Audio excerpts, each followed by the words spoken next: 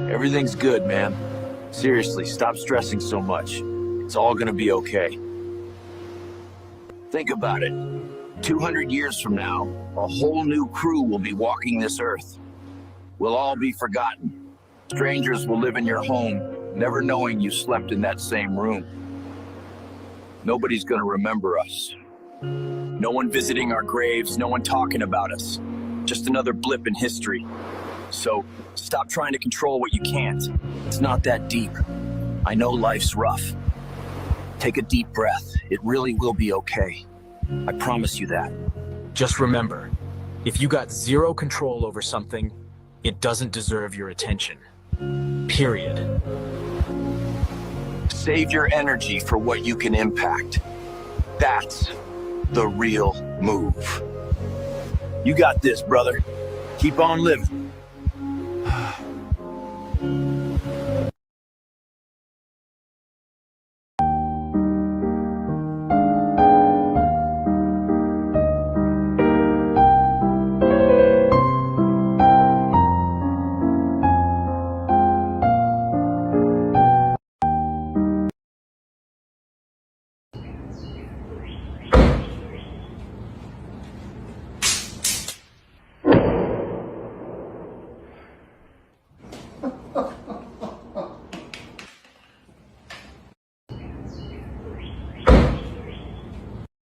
How's it going, everybody? What's new? It's Friday night, and we're here. Or say not Friday. What am I doing? I'm talking about Fridays, and this is wow, that's crazy. I didn't realize I had something stuck to my face. It was a quick change. Got my hair a little messed up going on. It's Monday night. Wow, I didn't think it was Friday. We already got somebody in here in the chat wanting to get the numbers down. We got a Trumpinator with 1, 2, 3, 4, $5 coming in, knocking down the 30 super chats down to 25 already just to start it out. That is crazy. So, yeah, we're gonna get some stuff. We got a bunch of stories tonight. Now, can it be Friday again? I thought it for whatever. It could be Friday. What are we doing? So, gonna say that there was a shooting in New York today. I don't know. I don't know if should we talk about the shooting in New York? I mean, it's still kind of breaking news. I don't have a bunch of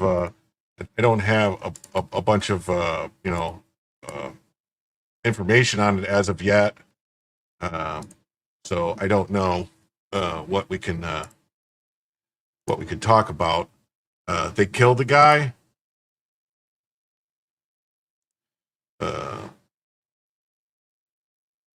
So it is that guy, Shane Tamura, because I do have that. I mean, we could go to that real quick, I guess. This guy.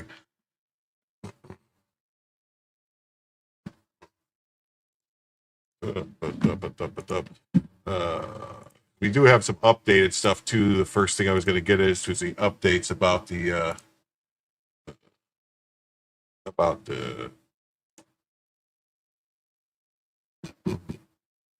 gubernatorial candidate said he had spoken to him yet. Right, so there's that, and then hold on, one more bookmarks. Where's that? I don't know what happened. I'm getting all screwed up here. I had it for the police chief's damn.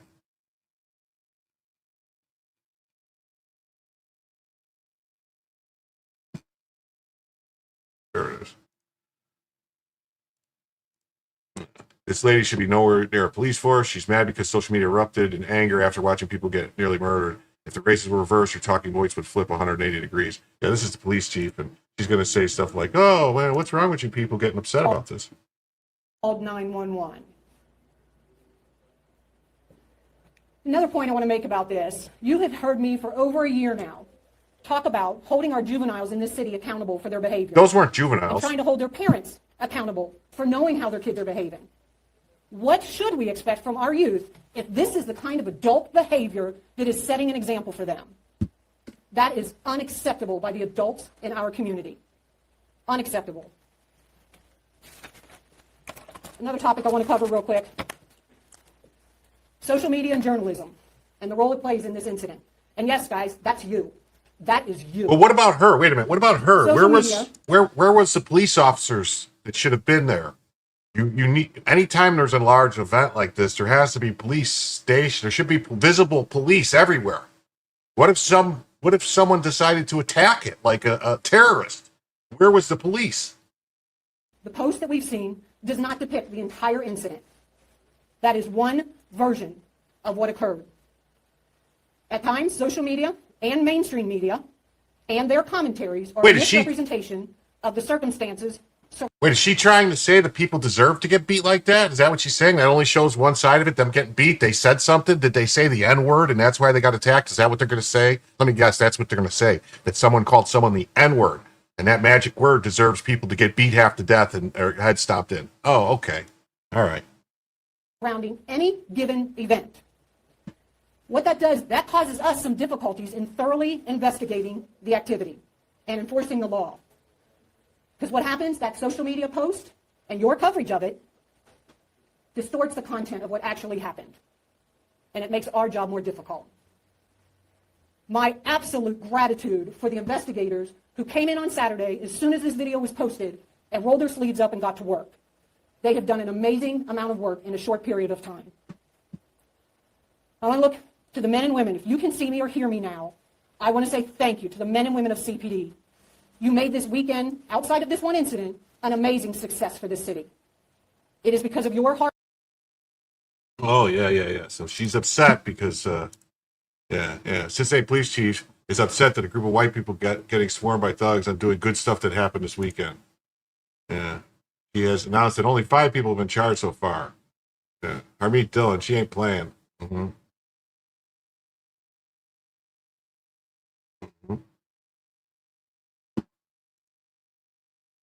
Let's see what this is.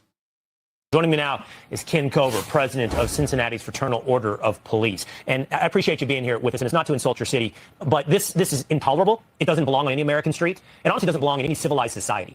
And I saw a quote by you, Ken, where you said, what you see in this video and the behavior around there is people that fear no repercussions. Tell me why they would fear no repercussions. Well, Cincinnati and Hamilton counties are really at a crossroads. What kind of city and county do we want to be? Because right now you have about half the judges that support law and order, and then you have half of them that just don't, that are being, cashless bail, the soft on crime. And this is a result of that. I mean, these people fear no consequences. And until that changes, unfortunately, we're going to see more things like this. There's so many different, honestly, beyond the law and order element of this, Ken, and there is a law and order element of this. I know that 911, then they've received one call during this, when you can see there's dozens, if not hundreds of people around the incident. But there's also so many cultural implications going on here. I don't know how you were raised. I can tell you this. Any situation, A, where a man hits a woman, or B, where 5 or 6 or 7 or 8 or 10 guys are ganging up on one, nobody involved in that is tough. Nobody involved in that is a man. And it says something rotten about any culture that produces individuals who think somehow this is tough. Yeah, these people clearly have no morals. They have no morals. They don't care about themselves. They don't care about others. And this is certainly a problem that we're seeing time and time again. And it's something that is just disgusting. We saw the worst that Cincinnati has to offer that morning. And look, it's our job to tell the truth, and the truth requires you to state the obvious. There is a racial component to what we're watching on our screen right now. The 2 victims on the screen appear to be white. Most of the assailants appear to be black. And if we played the game of reversing this, and we have in some instances, there would be a national outcry and rage about the races involved in this incident. But here we have it reversed, and it asks some serious questions about us as a society. Sure, yeah, these investigators are certainly looking into that as being a component of why this occurred. And that's yet to be determined, I believe. But I mean, you look at it at face value and certainly can understand why you would draw that conclusion. Well, at this point, I don't know what conclusions to be drawn, but to ask some very serious questions and to be irresponsible not to ask those questions out of fear of invoking race, when this is what we're watching happening on the streets of Cincinnati, and I don't care where you live. I was just talking to somebody that works here, Ken. I don't know that this would happen on the streets of Texas. It might not, but there would be someone step in. There's a lot of people armed in the state of Texas or many other states across this country that don't have to wait for the police. I don't know what's going on in Ohio. No, you're right. And if there would have been some better people that were part of that, it probably would have ended differently. But it just shows you that whole mob mentality. That's exactly what we saw. And I wish there would have been one person in the crowd that decided that they were going to step in and actually, be an adult, be a man, and not allow something like this to happen. You said it right. It's a mob mentality. It takes courage and bravery to step up against a mob. It takes 0 to be part of a mob. And unfortunately, we're run short on that courage and bravery right now. Ken, thank you so much for being with us. Yeah, thank you for having me. I was looking. I don't know what happened to him. I had some other comments from Harmeet Dillon. I guess I should just look for those. Just pull her up. Let's see, Harmeet Dillon.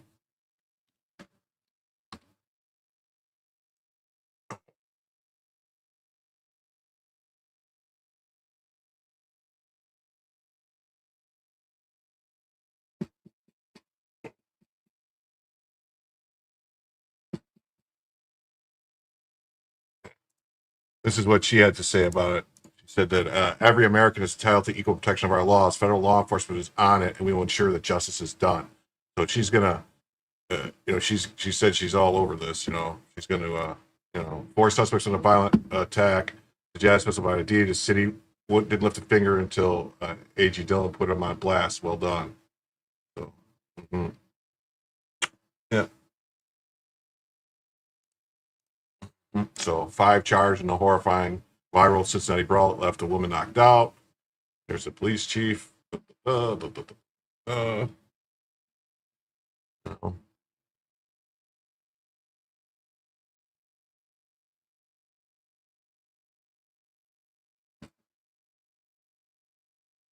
chief trying to downplay the incident as only one incident. He's already running cover. It's ideologically driven. I hope she's sincere. Yeah, I saw somebody saying some stuff about it, so here it is. 5 charged in horrifying viral Cincinnati brawl. 5 people have been charged. Suspect's name were not released, and the Cincinnati police chief declined to. That's her name, Teresa Theegee. That's what it is. Theetgee. That's what I was trying to figure out. But caution, more arrests were expected. We have 5 charged. I anticipate more. According to online videos, the fight consisted of a mob stomping on the head of a man cowering on a downtown street while a woman was cold cocked and knocked out with blood pouring out of her mouth. She tried to intervene. However, tried to downplay the brawl, calling the weekend outside of this one incident amazing success for the city. Explaining that a baseball game and a music festival happened in the city on the night, both went off without a hitch. Okay, I guess. We had one incident. There was no update given to the condition of the targets that he saw. It appeared to be, could be expected. Ohio gubernatorial candidate Pivek Ramaswamy, he said he spoke to the woman who was knocked out, claiming she was a mother named Holly, who told him not a single local or state official had reached out to her besides one police detective. Terrible. She's a single working mom who went to a friend's birthday party, unconscionable that there were no police present in the area. Yeah, I mean, there's supposed to be police present when you have a large thing. There should be police out there. However, disputed critics' characterization of downtown police presence, saying officers were on scene within 6 minutes of receiving a call about the brawl. Wow. And it ended dispersed by the time they arrived. Well, at least within 6 minutes of receiving the call. The chief also admonished the press, accusing reporters of playing the video of the incident that only showed one version of what occurred. What's the other version where you play it backwards and that the people attack the people from the ground, jump up from the ground and attack the black people? I don't get it. Exactly what sparked the fight remains unclear, but footage indicated it started as an argument between two men before quickly escalating. The man taking the brunt of the attack was white, while his assailants appeared to be largely black. One witness told WXIX somebody made a racial comment before the beating began. Oh, yeah, always. It's always that. It's a racial comment. And those reports are unconfirmed. It's unclear who supposedly said what. I wonder if the racial comment was, get away from me, cracker, shut up, cracker, something like that. Who knows? Footage of the brawl, which was extremely graphic, included a man at his center being body slammed at one point, spread rapidly online over the weekend, with Vice President J.D. Vance, Elon Musk even weighing in and calling for arrest. I haven't seen the full context, but I saw a mob of lawless thugs beating up on an innocent person. Where I come from, at least, when you have a grown man who gets sucker punched as a middle-aged woman, that person ought to go to jail for a very long time. I agree with that. There's that stuff.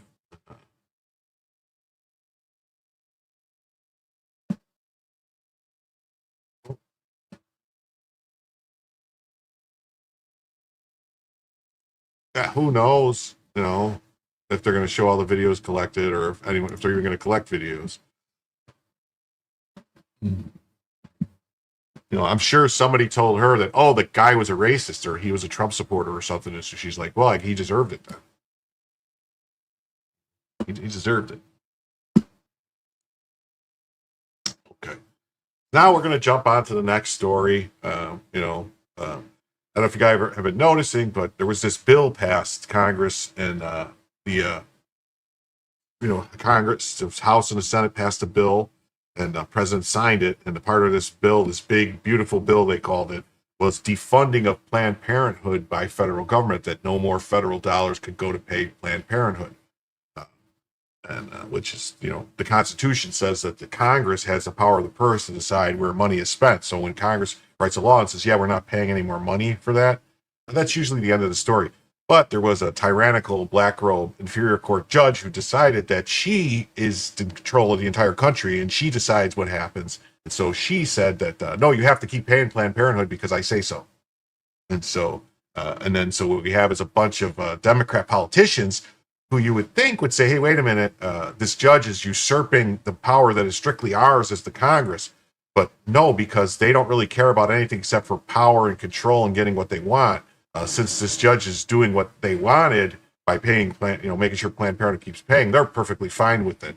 So you have statements like this from Amy Klobuchar saying, federal judges blocked the administration's effort to defund Planned Parenthood. Well, see, it wasn't just the administration. It was the House and the Senate and the president. That's what's called passing a law. So that's called the law. That's how our country functions. And Amy Klobuchar should probably maybe rethink what she's saying. Because she's basically trying to say that one federal judge, any one district federal judge, has more power than the entire Congress, than the president, than everything else, that they basically are in charge. Yeah, federal judges blocked the Trump administration's effort to defund Planned Parenthood. It's not the Trump administration's efforts. It's Congress's efforts, and Trump signed the bill. And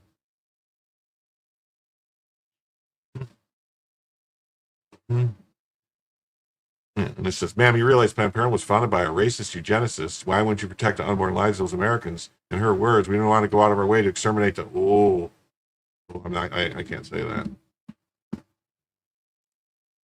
And then we got another one. This is the whip, Catherine Clark. A federal judge has blocked the GOP's attempt to defund Planned Parenthood. This is a big win, but we need to keep up the pressure. Republicans want nothing more than secure a nationwide abortion ban and rip health care away from women.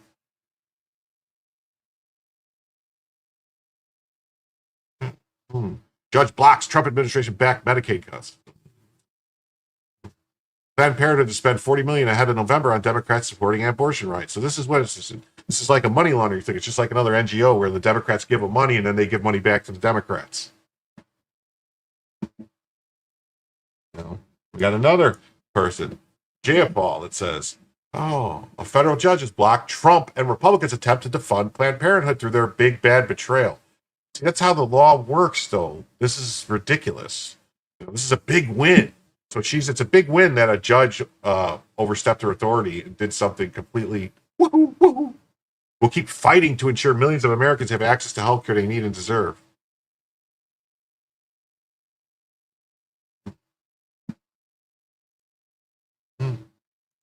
Here's the AP says the judge has blocked the Trump administration. I hate when they, And here's Mike Lee says, was Congress supposed to seek permission from this judge before passing laws halting payments to Planned Parenthood? Says, I can't seem to find that provision in the Constitution. Any thoughts where one might find it? Judges aren't meant to override laws Congress passes, especially when they block funding cuts that people voted for. This kind of judicial power grab undermines democracy and shows why reforms are overdue. She's overriding an act of Congress, one that transgresses nothing in the Constitution. Yeah, judicial supremacy was never ratified. The Constitution doesn't require permission slips from district judges. The idea that Congress can't decide how tax dollars are spent is insane. This approach turns the Constitution upside down. This judge must face consequences. Indeed, this is unconscionable. Complete overreach.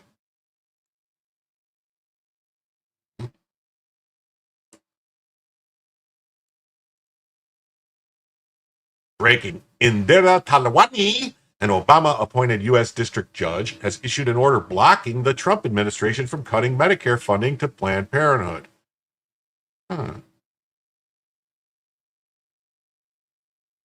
This judicial overreach exemplifies why Americans distrust unelected bureaucrats masquerading as judges, as impartial arbiters. Halting Medicaid payments to Planned Parenthood, which receives $800 million plus in taxpayer funds last year, prioritizes abortion industry profits over fiscal responsibility. This court's order undermines efforts to redirect that cash towards domestic health care infrastructure, veterans programs, or border security. Indeed, activist judges force taxpayers to fund organizations entangled in scandals like fetal tissue trafficking while dismissing accountability. Congress passed this provision to stop subsidizing entities that blur medicine with political activism. The ruling proves DC's unaccountable machinery protects its own, not citizens. Time to audit the entire Medicaid industrial complex.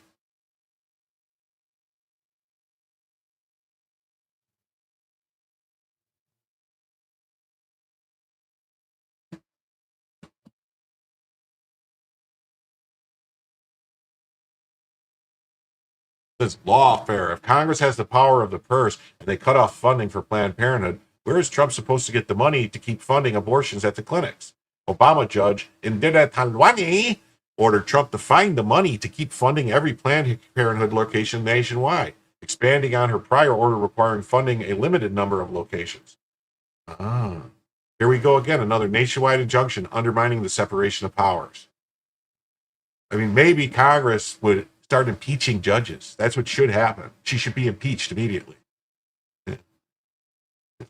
Obama judge issues nationwide injunction forcing Trump to fund Planned Parenthood. Judge Indira Talwani previously issues a limited injunction forcing Trump to fund some Planned Parenthood locations. But this morning, the Obama judge expanded her order to all locations nationwide.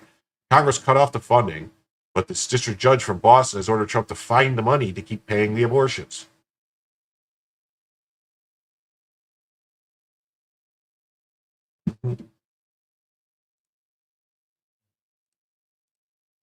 And looks at bill to fund Planned Parenthood. House, 220 members passes the bill. Senate, 50 senators pass the bill. President Trump signs the bill. Judge Talwani, overruled.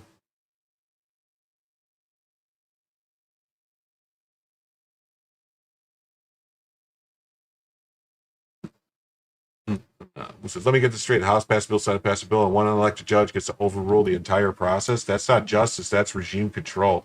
The will of 300 million people just got vetoed by one activist in a row. At what point do Americans say this isn't democracy? It's a dictatorship in disguise. Indira Talwani, domestic enemy. Like, I wonder if this judge actually even born in this country? I wonder. Federal judge has ruled Planned Parenthood clinics nationwide must continue to be reimbursed for Medicaid. Patients are likely to suffer adverse health consequences where care is disrupted or unavailable. Talwani wrote in her Monday order, in particular, restricting members' ability to provide health services threatens an increase in unintended pregnancies and attendant complications because of reduced access to effective contraceptives and an increase in undiagnosed and untreated STIs. Reminder again, this is not overturning an executive order. This is overturning federal legislation, not a bill with the stated goal of providing contraceptives and treating STDs, but a bill to set tax rates and direct federal spending. So can it never end now or change because of interruptions? Yeah. When will these judges learn they have no jurisdiction in the matter? We did not elect them. That's what should happen in all reality. Mark Lewin said, I'm baffled by all the shock coverage of this injunction forcing funding of Planned Parenthood. As a week ago, the court already basically entered the same order. Today, a week ago, which I covered at the same time. Yeah, so. Yeah, the court provided a new nutso reason, but injunction was already entered a week ago. And it said the president cannot spend money authorized by Congress. And if he can't spend money not authorized by Congress, how can a judge order him to spend money not authorized by Congress? There needs to be consequences for these activist judges. They really do. Yeah. Here's the thing. It says, defendants, their aides, employees, or anyone acting in concert take all steps to ensure that Medicaid funding continues to be dispersed in a customary manner and timeframes of Planned Parenthood. Plaintiffs post a nominal bond of $100. See, this is what's ridiculous. And they can't, this should be immediately sent to the Supreme Court, like immediately.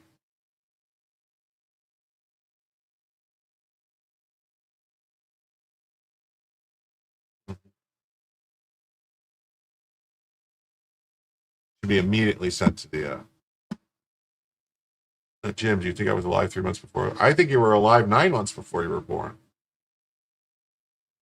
I think all evidence points to that the moment of conception is when life creates. I mean, there's like a spark. They've seen it on, you could see it on like under an X-ray, under a microscope or whatever. They could see it when the sperm hits the egg and it merges. A spark, a flash of light happens.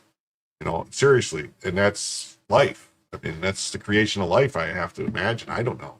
I'm not a scientist, but yeah.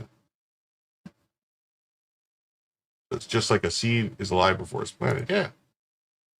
Yeah, I don't think you were dead. Yeah, this judge didn't get the memo. So that's why I would go right back to the Supreme Court immediately.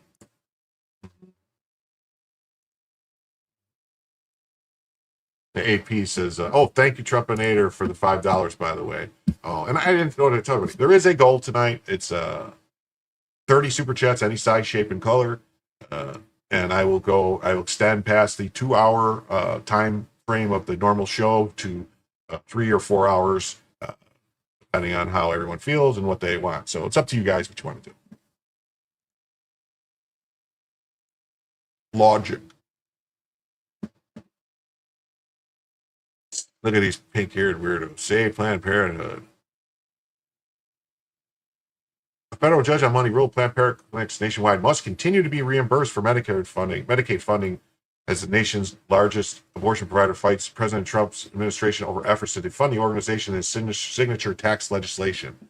The new order replaces the previous edict handed down by it's an edict handed down by U.S. District Judge Indila Tawani in Boston last week. Tawani initially granted a preliminary injunction specifically blocking the government from cutting Medicaid payments to Planned Parenthood members that didn't provide abortion care or didn't meet the threshold of $800,000. Patients are likely to suffer, in particular restricting wrote in her Monday order, particularly threatens an increase in unintended pregnancies and attendant complications because of reduced access to effective contraceptives and an increase in undiagnosed or untreated STIs. President Trump's tax bill instructed the federal government to end Medicaid payments for 1 year to abortion providers that receive more than $800,000 from Medicaid, even to those like Planned Parenthood that also offer services like contraceptive pregnancies and stuff. So if it's in the law and that's in there, then that's what it is. Although Planned Parenthood is not specifically named, which went into effect July 4th, organization's leaders say it was meant to affect their nearly 600 centers in 48 states. However, a major medical provider in Maine and likely others have also been hit. In her Monday order, Talwani said the court was not enjoining the federal government from regulating abortion and is not directing the federal government to fund elective abortions or healthcare service not otherwise eligible for Medicaid coverage.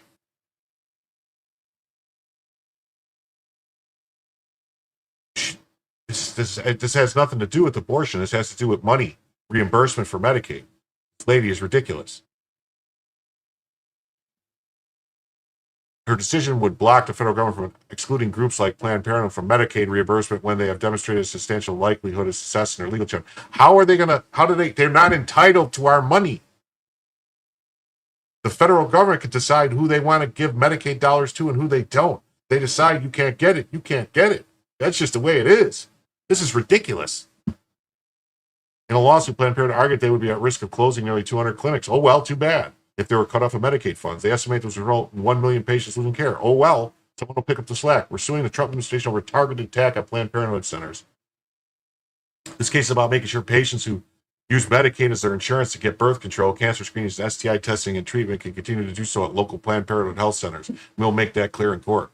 Can't they use the services somewhere else besides Planned Parenthood? The lawsuit was filed earlier this month against the Health and Human Services Secretary by the Planned Parenthood Federation of America and its member organizations in Massachusetts and Utah. The health department spokesperson reiterated Monday that the agency strongly disagreed with the judge's order, repeating previous arguments that her decision undermines state flexibility and disregards longstanding concerns about accountability. States should not be forced to fund organizations that have chosen political advocacy over patient care, the department communicator. Also, here's where this is a problem, is because there was just a case about states cutting off Medicaid for Planned Parenthood, and the Supreme Court said, yeah, they can. So you think the federal government can't cut off funding for Medicaid for Planned Parenthood if a state can do it? I believe it was North Carolina or something, cut off funding. North Carolina or South Carolina. There was a lawsuit about it. Just came out of the Supreme Court a month or two ago. Medicaid is a government health care program that serves millions of low-income and disabled Americans. Nearly half of Planned Parenthood patients rely on Medicaid. Oh, well.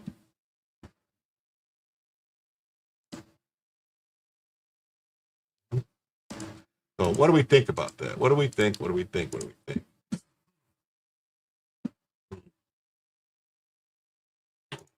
Yeah, I know. I tried to get a hold of Joe to see if he was going to stream, and he didn't respond. He didn't answer his phone, and I thought he would let me know, but he told me he was going to start streaming earlier in the day, like at 8 o'clock, 9 o'clock, so I don't know what to do. I don't know what to do about it.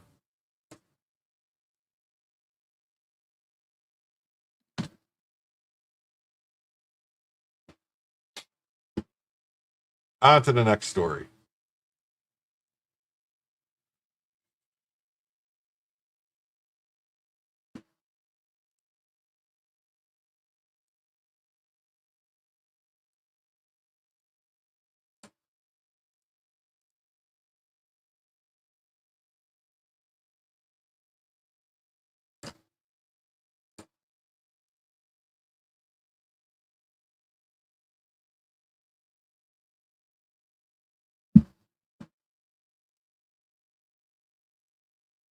One of the few extreme violent 2020 Portland Antifa members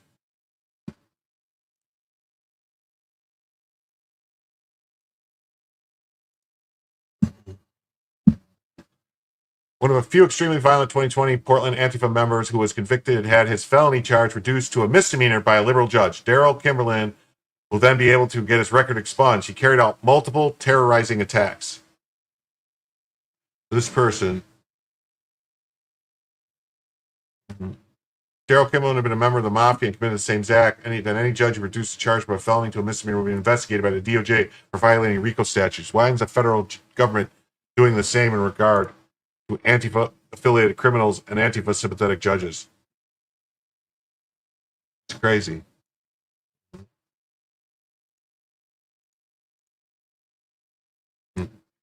Antifa activist Portland judge reduces felony conviction of prolific violent Antifa rioter.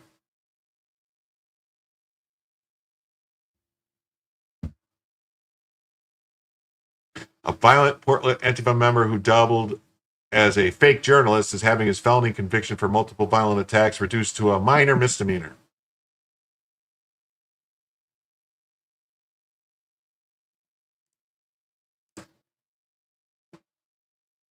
A liberal activist Portland judge reduced the felony conviction of an extremely violent Portland Antifa member to a misdemeanor that can be later expunged from his record. Daryl Anthony Kimberlin, 35, was falsely identified as a journalist, pleaded guilty to felony riot and second-degree criminal mischief over a series of organized violent attacks in locations across Portland in 2020. He did hundreds of thousands of dollars in damage and attacks with other Antifa members on the Democratic Party of Oregon headquarters, Umpqua Bank, and other properties. He boasts on social media about not revealing who his comrades are and asked for donations as a reward on GoFundMe after he pleaded guilty in a sweetheart deal that resulted in other serious charges being dropped. His crimes and damage were so egregious that prior leftist District Attorney Mike Schmidt did not drop the case, unlike the majority of riot-related crimes committed by far left extremists in Portland. As part of Kimberlin's plea deal, he was sentenced to only 18 months probation and $49,000 in restitution. Prosecutor's office also revealed that while his criminal cases were pending, Kimberlin posted personal information of Portland police officers on the internet, including photographs of other family members. This reporter can confirm Kimberlin was at the Antifa Direct Action when he was beaten in May 2021 in downtown Portland. He observed him dressed in black, wearing a mask to obscure his face. Yeah, here he's shouting out to people who shot at the cops. July 11th, over 2.5 years later, after his plea, Judge Angela Lucero, a former activist and advocate for DEI and illegal foreign nationals in the U.S., reduced Kimberlin's felony conviction to a misdemeanor.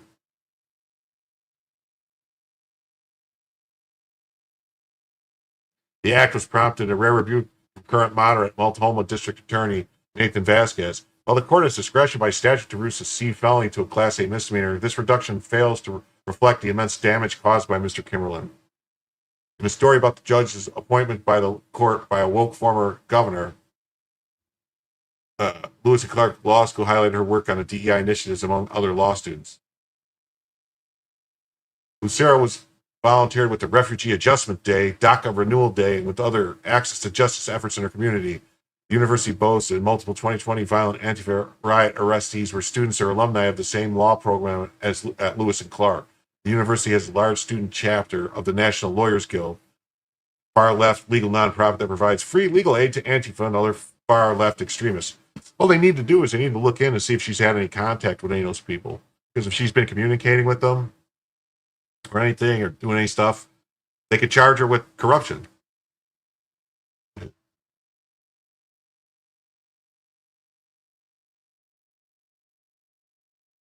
It says Daryl Kimberlin is Antifa trans girlfriend Kennedy Burley started a fundraiser after his violent felony conviction.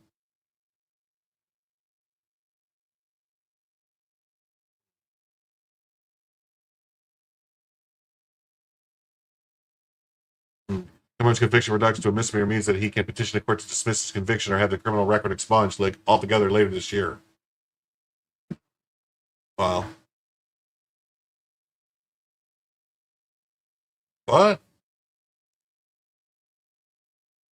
Does Jim's chat erases people if they do not comment after a few minutes? Does it really? Shouldn't do that.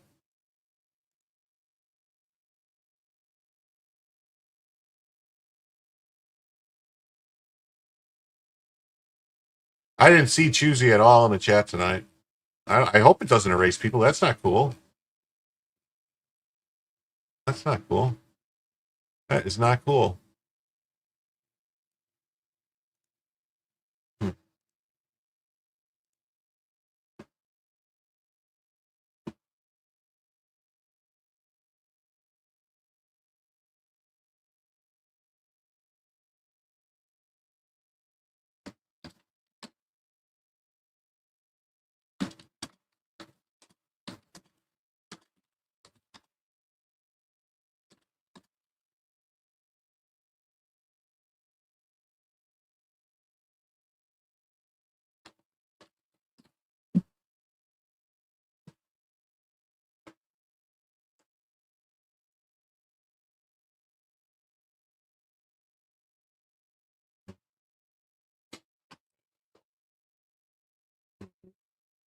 All right, on to the next story.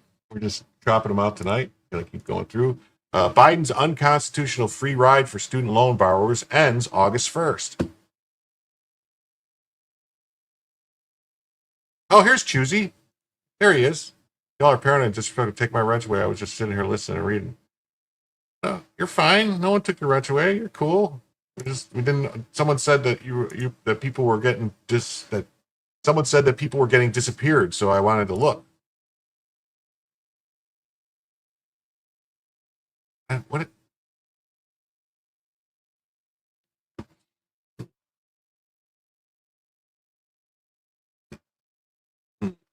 That it took this long to collect money for people that borrowed is insane. If you owe money to DOD as a soldier or sailor, they take it from your final paycheck, not so for student loan borrowers. Yeah. 11 now what? I don't know what you mean 11 now what? What is going on?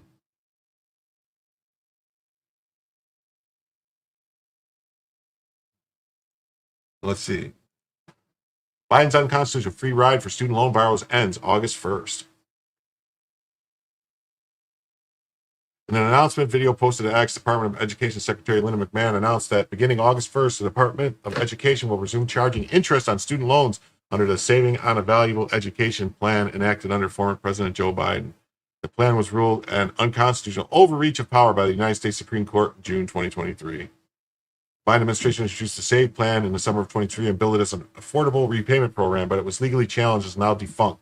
Critics argue in editorials that it was a straight-up buying votes and a blatant attempt to buy votes for the Democrat Party. The change marks a broad overhaul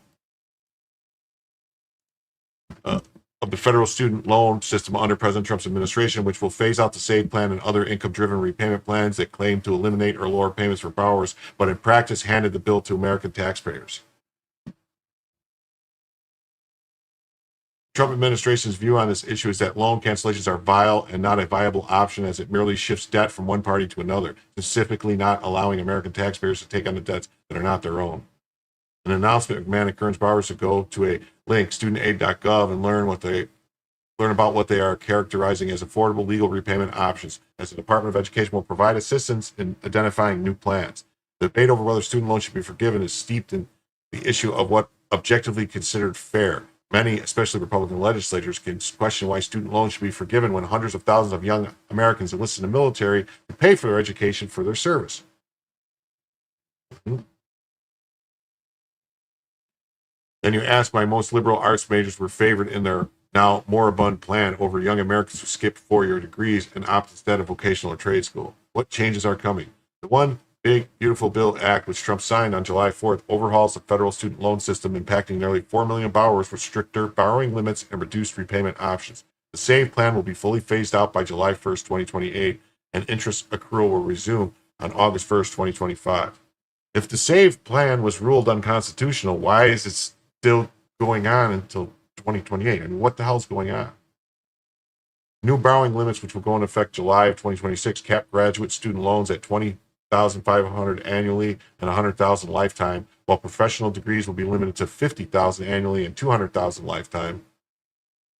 Parents Plus loans are capped at $20,000 per year and $65,000 per child. Also, there will now be a combined loan limit for undergraduate and graduate loans of $257,500.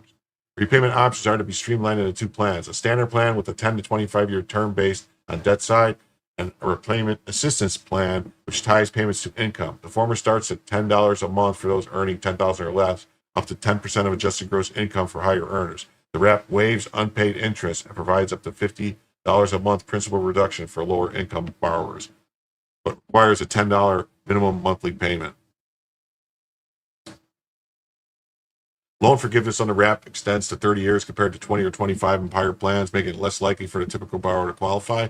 Current borrowers can access the older income-based repayment plan for loans made before July 1st, 2026, offering forgiveness after 20 or 25 years. The legal issues surrounding SAVE has created administrative complications, thus IBR forgiveness processing is paused, with refunds promised for any overpayments.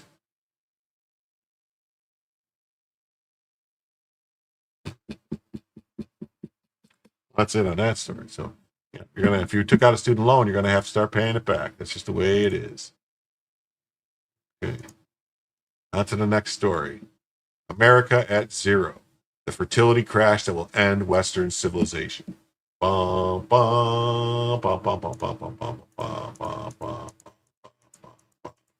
All right, I'm closing some links. Oh shit! Did I not? What happened here? Do I still have it on? I do, don't I? Off. Sorry, folks. No one told me anything about ads. If there was ads, apologize. I had to shut them off.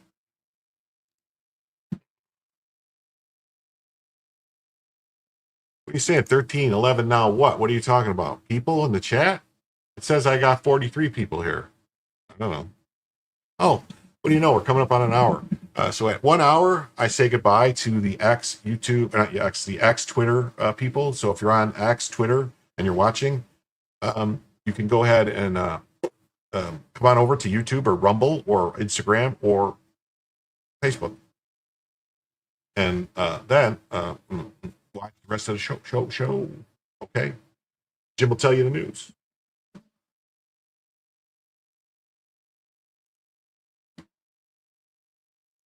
Now those people are all gone. That's great.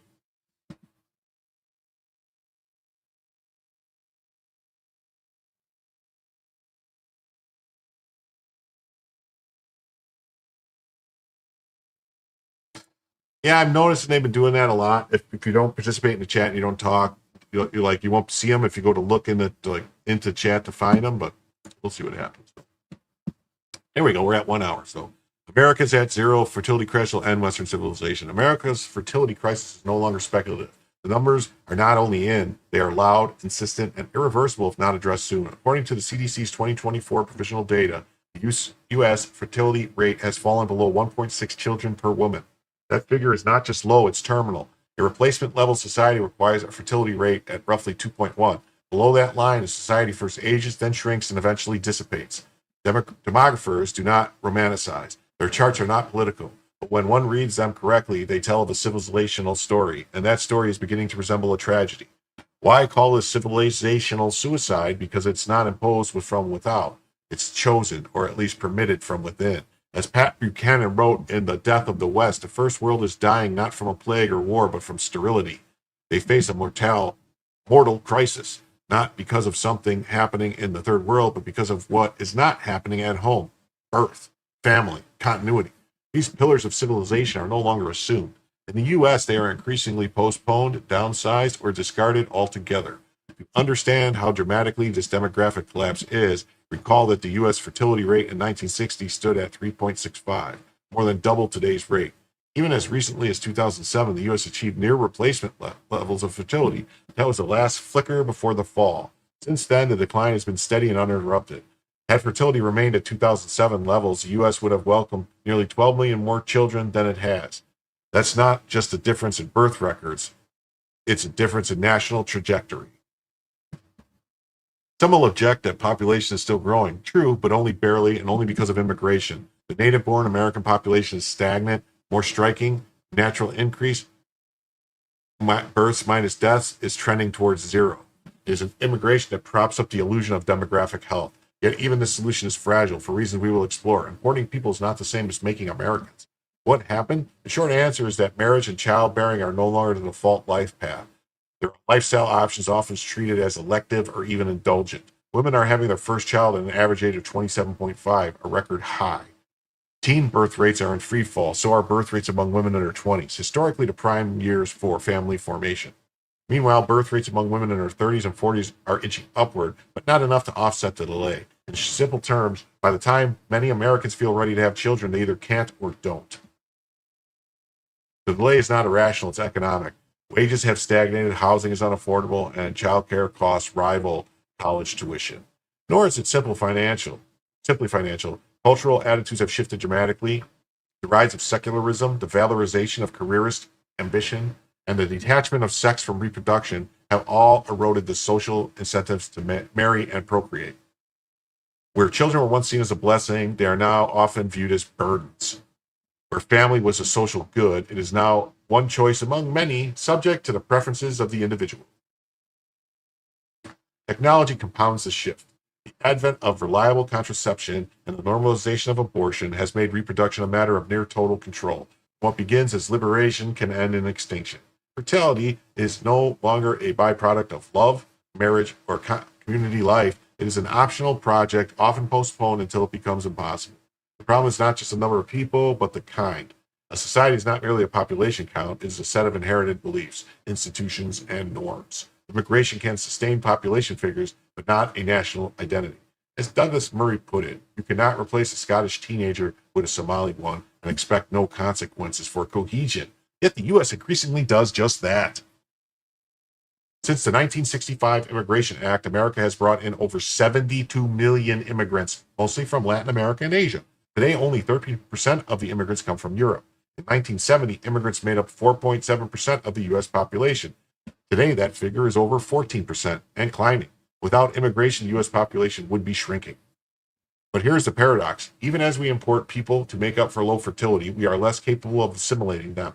The melting pot has become a salad bowl, and even the metaphor is generous. Many immigrant communities retain language, culture, and political identities from their homelands well into their second or third generation.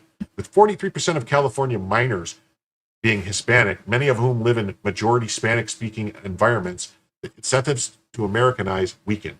The existence of parallel cultures, tolerated if not encouraged, hinders the emergence of a shared civic identity.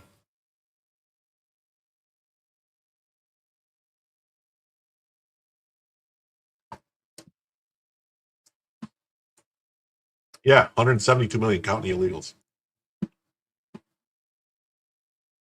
In earlier eras, America made Americans. Schools taught civic pride. Churches reinforced moral norms. National holidays celebrated common heroes. Today, that consensus has fractured. National pride has eroded. A 2025 Gallup poll found that only 36% of Democrats said they were proud to be Americans. Among Gen Z, fewer than half expressed any national pride. If the native-born population cannot articulate what it means to be an American, how can it transmit that identity to newcomers? Assimilation requires a confident host culture. That culture no longer exists. Progressives often denounce assimilation as cultural erasure, preferring multiculturalism or even decolonization. In practice, this means that immigrants are no longer expected to become Americans. They are expected to vote Democrat and celebrate their ancestral culture. Citizenship becomes a bureaucratic formality, not a moral transformation. I said trans man? I said trans man? Where did I say trans man?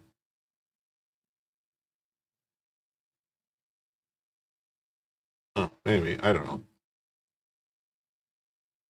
The result is a nation that is failing both to reproduce itself biologically and to extend itself culturally. It neither makes new Americans through birth nor integrates them through immigration.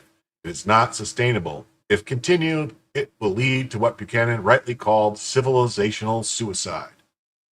To be clear, the problem is not immigration per se. America has always welcomed newcomers. The problem is using immigration as a substitute for reproduction, while simultaneously abandoning the cultural mechanisms that once made immigrants American.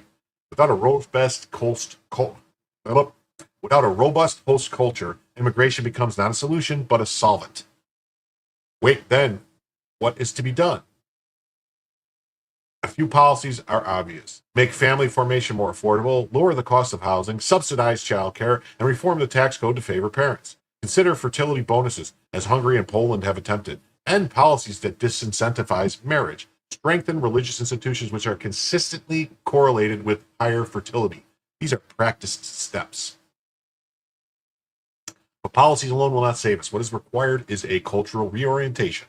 We must reevaluate parenthood, marriage, and nationhood. We must reject the nihilism that treats life as a solitary consumer journey and rediscover the moral power of generativity. We must say, without embarrassment, that raising children is not only good but necessary. A society that does not reproduce will not endure.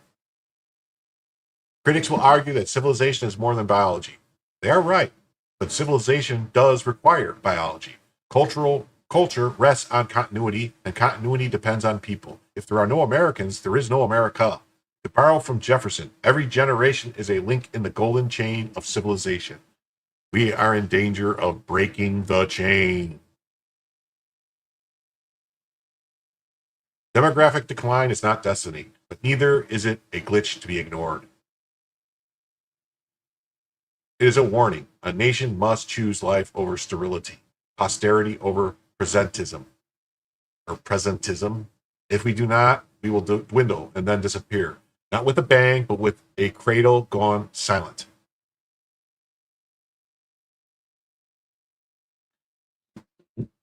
Let's check the ghetto right quick. Yeah. I see nothing. Nope, nothing. Okay.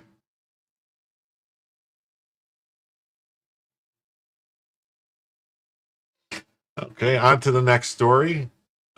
Just when you thought things couldn't get any worse for Ukraine, they got hit with a literal plague of locust. Yeah, just when you thought it couldn't get any worse for Ukraine, the Eastern European nation is now facing a biblical plague of locusts.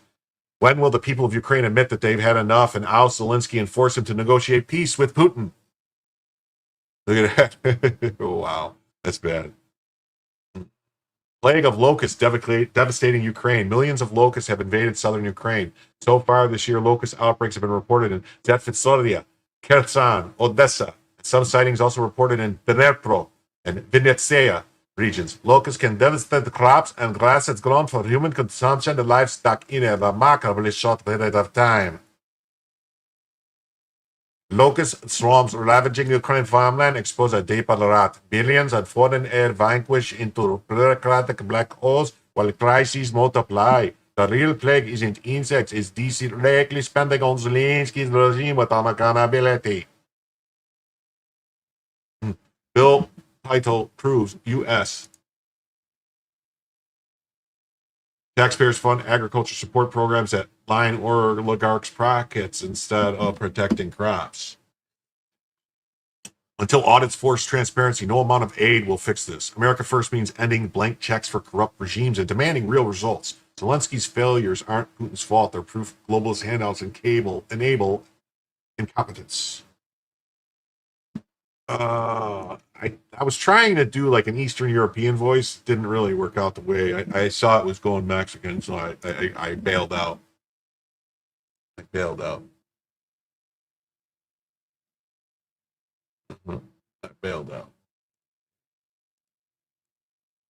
Right. Russian destruction causes plague of locusts to swarm Ukraine. So it's the Russians' fault. The Russians caused the locusts. A Ukrainian statesman is blaming destruction caused by Russian military as the cause of thousands of locusts swarming in southern Ukraine. There must be Russian locusts.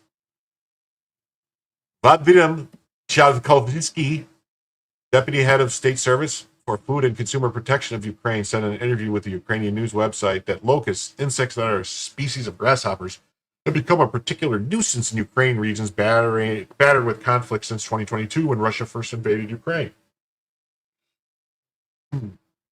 It is the war, Tchaikovsky said. It is neglected land near the line of contact. It's a consequence of destruction of the Kakavoda hydroelectric power plant. Kakavoda water reservoir is the worst hit infestations of locusts, according to Tchaikovsky. Back in 2023, Russian troops blew up the dam, which eventually dried, thus attracting the locusts. I thought it was the Ukrainians that blew up the dam to prevent the Russians from being able to go over the land, but maybe, I don't know. It flooded. I swear the Ukrainians flooded the land. Maybe it's a different dam. I would like to emphasize once again that the reason for this intensive development of locusts is the Russian ecocide, because the Dnieper riverbed has significantly decreased in the southern regions. The favorite habitat of the locusts is precisely riverbanks and abandoned areas. There is a lot of such land now, especially where everything is mined. Obviously, civilians cannot fight pests in such areas. It's weird. It's almost like something from the Bible, right? Like conquest, war, famine, death. Wasn't there like something about these four horsemen of the apocalypse? While locusts are known for devastating crops and grass, Chavezesky said the Ukrainian government has the situation under control. Oh, well, if they have it under control, what are they complaining about? Man, stop being a crybaby if you have it under control. There is no need to incite or frighten the population in any way, Chavezesky said. The situation is under control, but there are problems, especially on the line of contact, and they will continue until there are natural enemies of locusts near the Luhansk region. Here's a simple example. Pakistan defeated one of the locust invasions by having rural residents release their ducks from their yards, and the insects simply ate them. Not only that, but in the...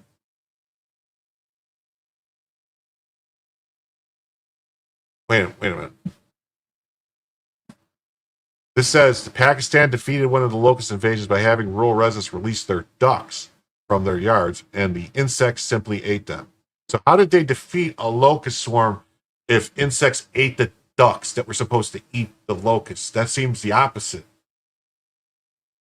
Not only that, but in the Zaporizhzhia region, they say that ducks only catch locusts and don't want to eat anything else. These are very high-protein insects, and they have many natural enemies. Birds are natural predators of locusts. However, the loud noises associated with Russian military strikes have kept birds away from the war-torn areas most affected by the infestation. Zaporizhzhia authorities have used insecticide on locusts, which have taken over 6,000 hectares of land. That's what I was thinking, but that's what the story said, that the locusts, the insects ate the... I think maybe the wording was wrong. Maybe it was supposed to say they ate the insects. There's no direct threat to people. Andrevis Piacenitsky, vice head of Ukraine's Zaporizhzhia, told Ukrainian media, yes, locust swarms look horrible. Yes, there's a huge number of bugs. The sky is full of them. But once again, I say this is not a threat for the life and health of citizens.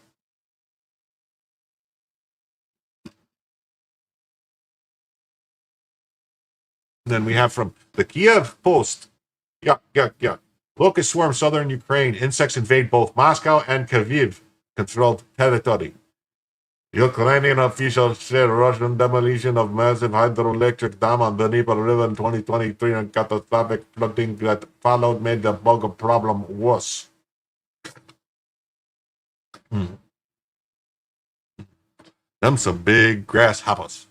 Social media image of locusts in southern Ukraine, locust swarms, farmland in Ukraine controlled by Zaporizhzhia region. Summer vacationers displayed a locust captured on the Black Sea. Millions of locusts are swarming the villages and chewing their way through crops in Ukraine's southern Dnieper and Zaporizhzhia regions and the Russian-controlled territory of Crimea. Officials and news reports on both sides of the fighting line said this week.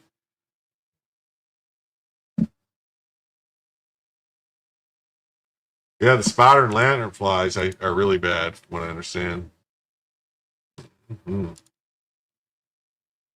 Okay.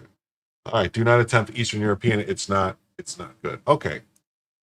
Hey, what's up, Julio? Thanks for stopping by. You're always man, Julio's always coming through with the donations, being a good guy. So thick concentrations of grasshopper similar insects also were reported in Ukraine's southern Kirivivi, and Kherson and Odessa regions, as well as central Vinnytsia region. Local media on Thursday and Friday reported the densest swarms in the Zaporizhzhia region, where the isolated locust sightings were first reported last week.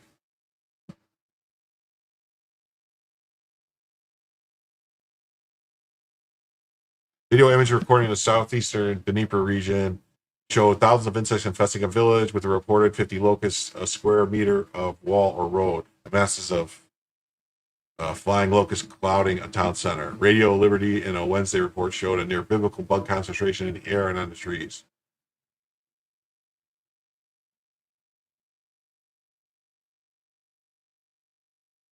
Media is too big. Oh, this is I can't read it. Never mind.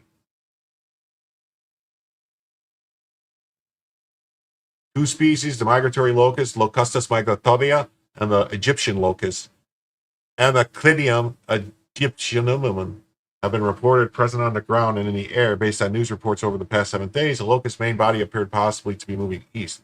Andreev Pianitsky, vice head of the Ukrainian Zaporizhzhia region, in Wednesday comments to local media said, there is no direct threat to people. Yeah, we read that part.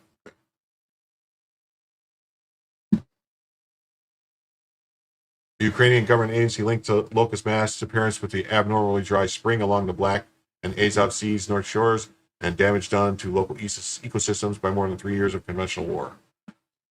Ukrainian State Consumer Protection Services in a press release said that the Russian military demolition of the giant hydroelectric dam likely helped increase the density. Breach of the dam, set off demolition charges, ruined power generation capacity, and emptied 150 kilometer reservoir upstream. Flooding killed 50 to 100 people and forced thousands of homes. Swampy woodlands that had once been underwater, left behind by the dam breach, are now ideal locust breeding ground.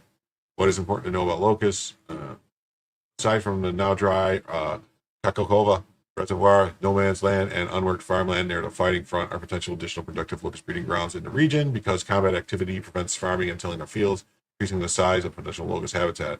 The front line between Russian and Ukrainian troops in Ukraine's Zaporizhzhia and adjacent Donetsk region is some 150 kilometers long and most places 30 to 40 kilometers wide.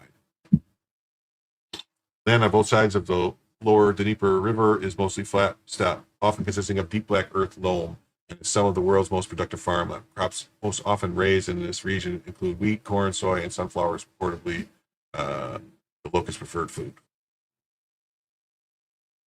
Independent Ukrainian Pravda news magazine in a Thursday article reported extermination work had succeeded in limiting swarm growth in Zaporizhzhia, but that Kherson region, the bugs destroyed 27 square kilometers of sunflowers before they were contained. Saturday's statement by the Russian state agency said that locusts had already destroyed 200 hectares of corn in Kremlin-controlled sections of the Zaporizhzhia region, particularly in the Vasilivsky district. A statement by the Kremlin-controlled agency likely lies linked to appearance of locusts to dry weather and extensive disuse of farmlands, creating excellent conditions for mass locust breeding. Insects are at a stage of development which will significantly complicate taking steps to deal with them.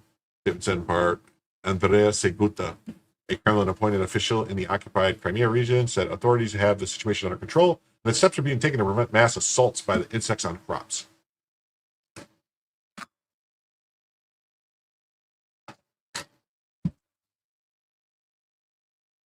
We are already working on steps that will provide future to limit the damage and prevent expansive of this menace. Seguta said in Wednesday comment reported by the pro-Moscow KP Zaporizhzhia news platform. We are doing everything we can. Okay. Man, my nose is itching. I don't understand why. And on the next story, which this is a story that I sent to Joe, I thought he would like to cover it. It says that Texas becomes the seventh state to ban lab-grown meat. Trump administration advances it. Don't eat the bugs. Don't eat the lab meat. It's not for you. Beyond Meat was once a $234 stock. It's now less than $4 a share. Look at that. It's crazy, right?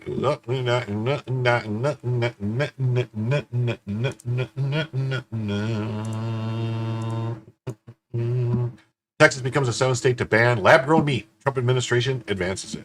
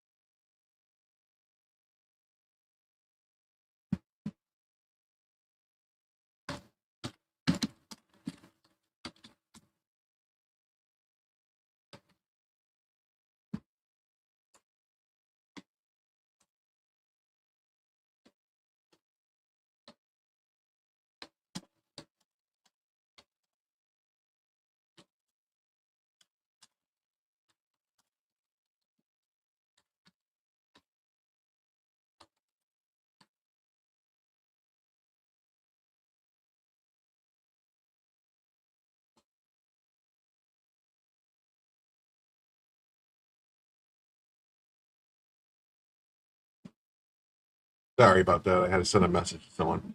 So yeah, seventh state to ban it. Let's see. Texas will become the seventh state to ban the production and sale of lab-grown meat in September.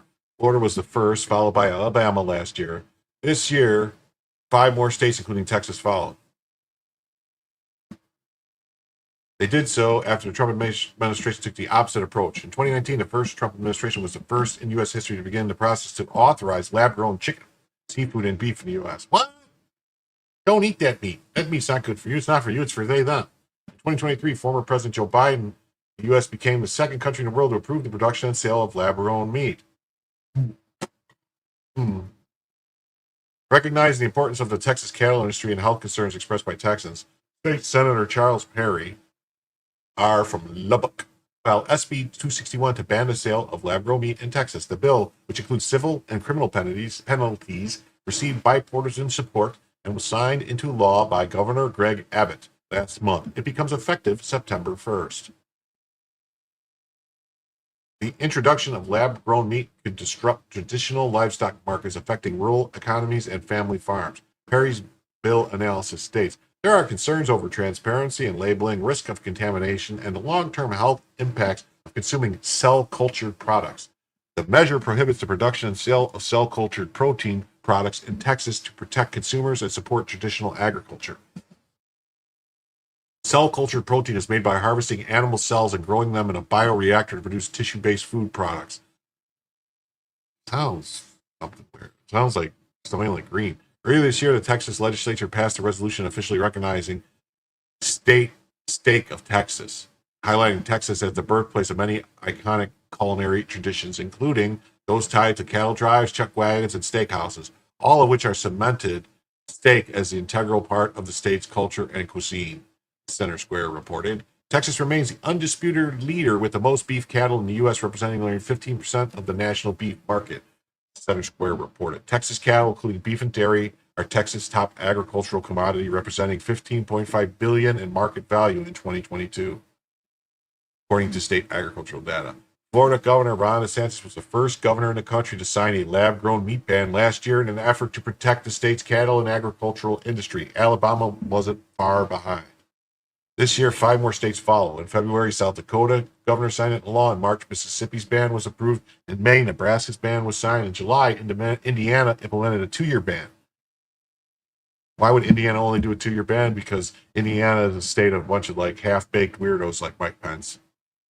Georgia attempted to implement a ban this year, which went nowhere this legislative session. Arizona passed a bill this year requiring labeling on all cell-grown products. State legislative action was taken after the first Trump administration Department of Agriculture, Food Safety and Inspection Service, and Health and Human Services Food and Drug Administration announced a formal agreement to jointly oversee the production of human food products derived from cells of livestock and poultry. That just sounds weird. The regulatory framework directed at the FDA to oversee cell collection, cell banks, and cell growth and differentiation. By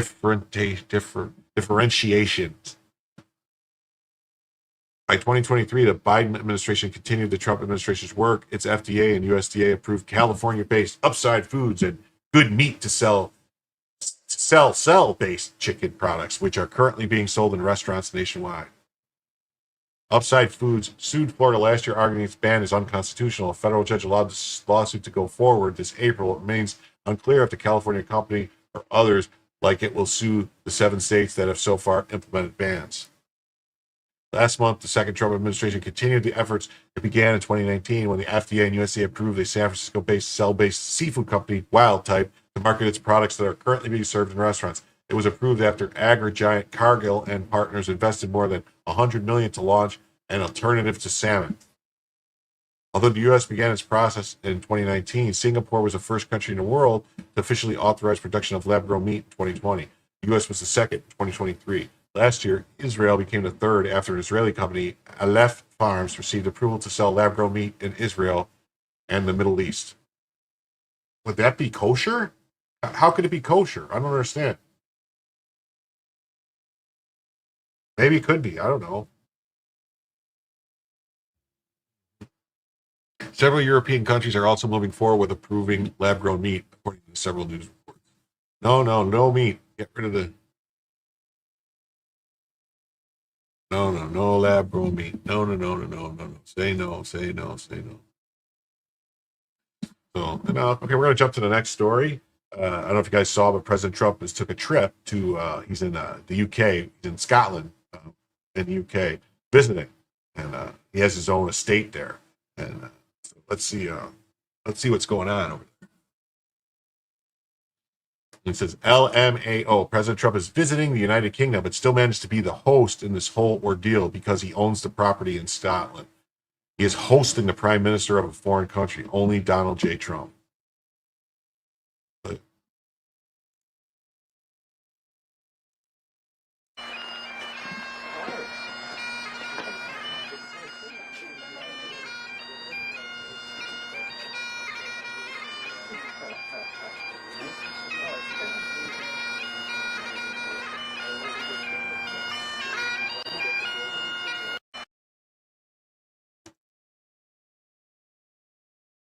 Mm-hmm.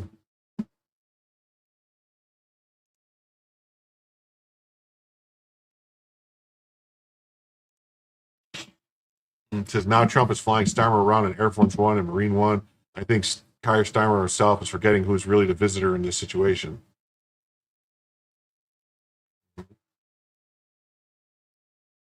Is continuing the optics of hosting the UK Pride Starmer in his own country. Flew Starmer to Aberdeen in his plane, Air Force One, and the helicopter Marine One. I think Starmer is even forgetting who really is the visitor and who's the host. This comes after Trump greeted Starmer at his property in Scotland. Trump is such a gracious host.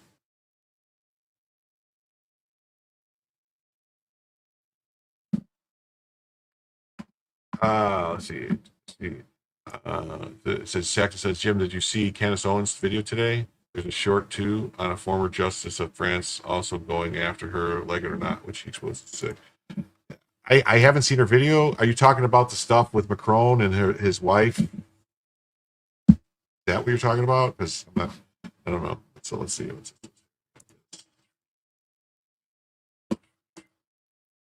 President Trump now arriving at his golf resort in Aberdeen, Scotland.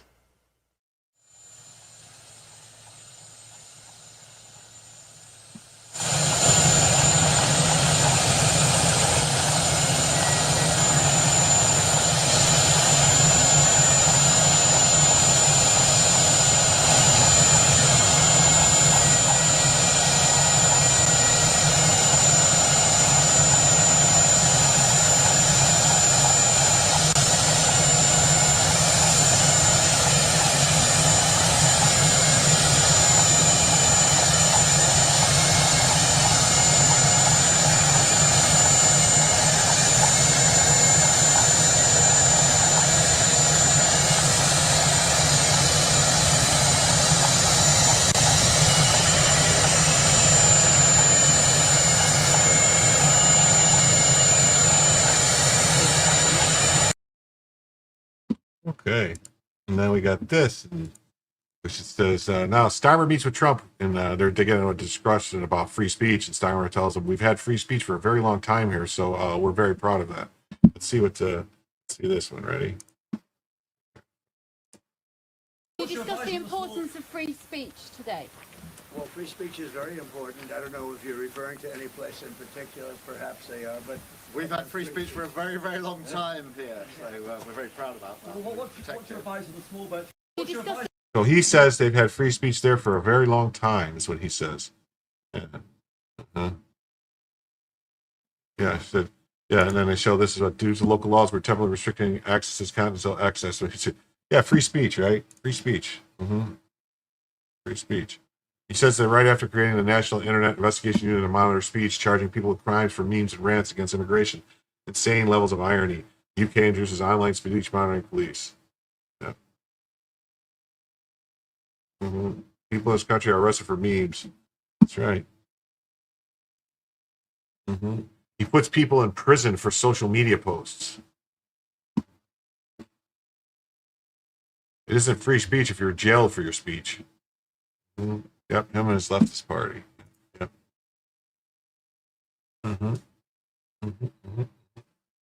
Speaking of which, let me do this real quick. Pull this up. This other one that I had.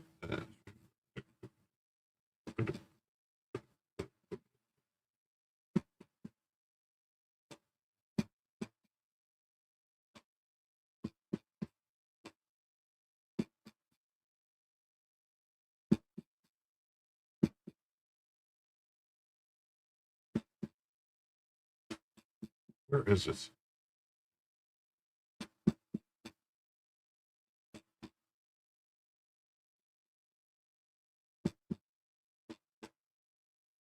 Come on, where is it?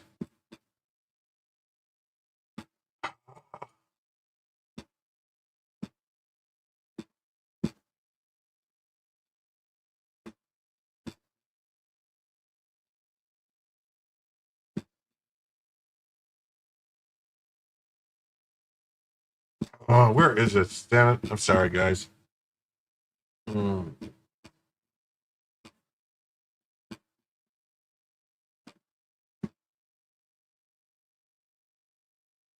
we go. This is it. That's what I was looking for. Says the massive free speech implications here. New police investigation unit UK will monitor social media posts for anti-migration content. Yeah, so there it was. That's what I was talking about, this thing. So this is, when we're talking about free speech and that guy saying they've had it there for a long time. This is, the new investigating unit in the UK is going to monitor public social media posts for anti-migration content, according to a report. Police across the country will join the effort, according to a report from the Telegraph. Schellenberger, CDR Politics State, they're reporting. It's officially, UK now officially is a police state. It's become precisely what Orwell warned about. Criticize mass migration, you can expect the police to come to your home. Judges will give longer sentences for wrongthink than many violent crimes. It's crazy, right? It's nuts. Nuts.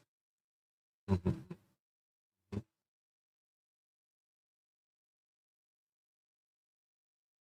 Trump urges Europe to save itself. I love this country. My mother was born in Scotland. Europe is a much different place than it was 5-10 years ago. They've got to get their act together. This is a magnificent part of the world. You cannot ruin it.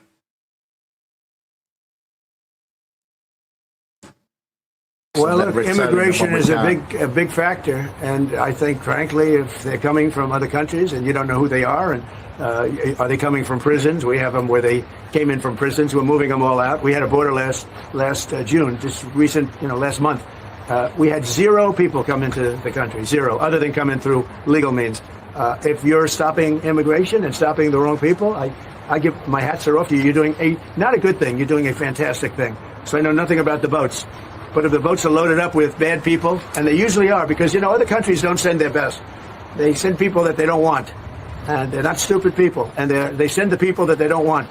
And I've heard that you've taken a much stronger stance on we've done a lot of work stopping them coming. We just signed an agreement to return them, and we've returned 35,000, in fact, under the first year of this Labour government, of people who shouldn't be in this country. So we're very pleased that we're getting on with returning people who've got no right to be here. That's great. As somebody that loves this, I love this country. My mother was born born in Scotland.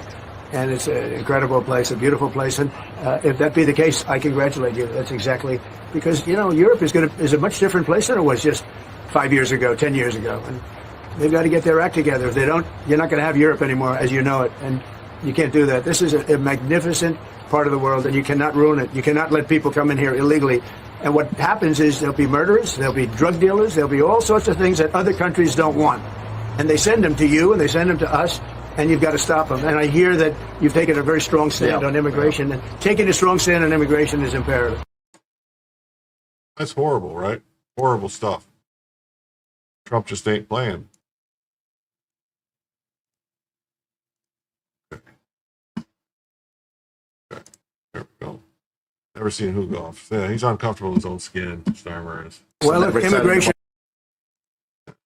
And it says, Trump hanging with Starmer and saying things like that would get him a police visit if he were an average Brit, and it's the best thing I've seen in a long time. America. Mm-hmm. Gary Starmer just got bodied. Reporter, the president makes it look easy dealing with illegal immigration. You must be envious of his record in such a short period of time. Gary Starmer proceeds to fumble his words.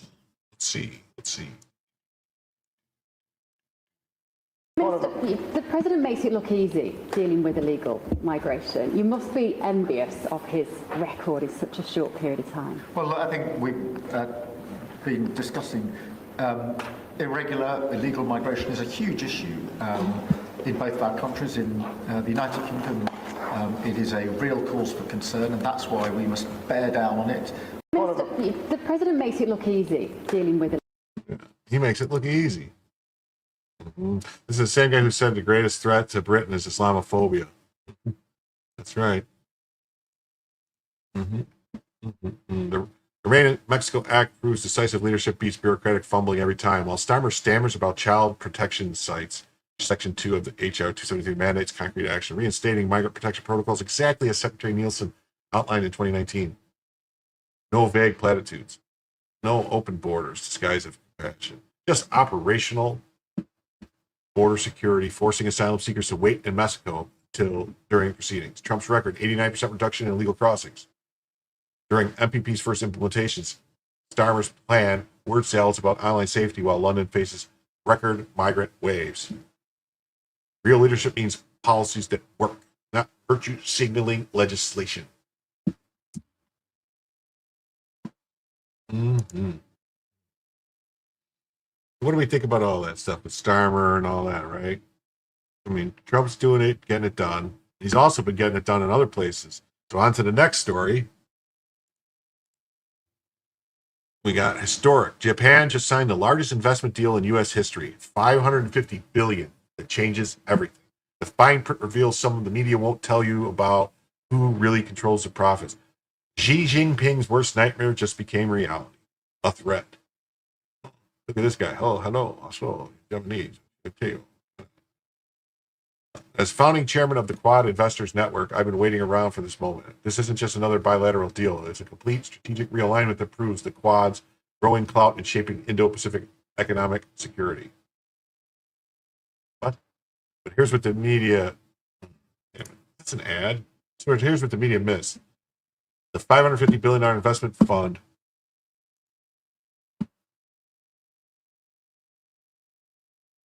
has shocked structure. 90% of all profits go directly to U.S. priorities. Think about that for a second. Japan just handed America control over nearly $500 billion in returns. Why would they do this? Because the deal moves beyond traditional trade. It's what I call co-created platforms for industrial renewal. Japan and the U.S. are pooling capital for shared resilience in semiconductors, AI, and clean technology. But there's something even more strategic happening. Both state-backed and private sector commitments are involved. This creates a template that other nations are already studying.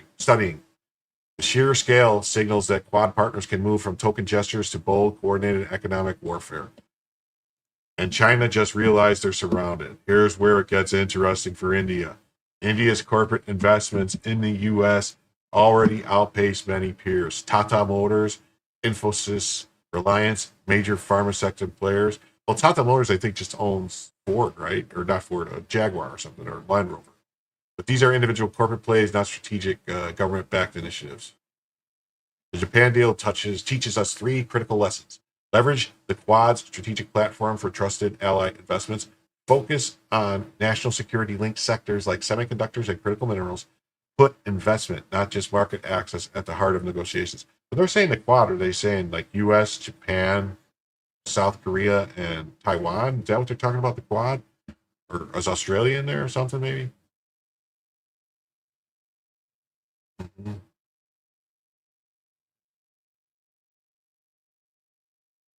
But India faces core hurdles that Japan didn't. Agricultural market access, dairy, nuts, apples, GM crops, persistent tariff on non-tariff barriers, domestic protections for small farmers, minimum support price regime. These aren't just trade issues, they're political landmines. Progress in energy, defense, and digital trade shows sectoral breakthroughs are possible. The key: trust and creativity in structuring deals. India needs to highlight its scale, market, and talent while prioritizing an investment and innovation narrative. What would an India-US deal look like? Think bigger than Japan's $550 billion. India could offer massive market access, world-class tech talent, manufacturing scale, strategic geographic position, the potential, a true co-investment alliance anchoring regional prosperity. The Japan template proves what's achievable when vision, capital, and strategy unite behind trusted allies. India is uniquely positioned as both a Quad partner and an already a vital U.S. investor. Okay, the Quad, comprising the United States. Okay. I guess I should have looked into this before I did the show. The Quad, comprising the United States, Australia, India, and Japan, plays a significant role in current international economic discussions. Good to know. India is uniquely positioned as both a Quad partner and already a vital investor. It's time to seize the moment is now. For those tracking Quad-driven economic security, this U.S.-Japan agreement is a watershed moment. It demonstrates the future of allied cooperation, deep trust, long-term risk sharing, and ambitious capital pooling for critical technology. The old rules just got rewritten. China's Belt and Road Initiative just met its match. When democratic allies coordinate this effectively, authoritarian economic influence loses all its power. The Indo-Pacific economic security architecture is being rebuilt with America and its partners in control. India's next move will determine whether this becomes bilateral success or the foundation of a new multilateral economic order. The Quad's economic future and the region's prosperity for decades hangs in the balance. The question is whether India should act. The question isn't whether India should act, it's whether India will lead. Thanks for reading.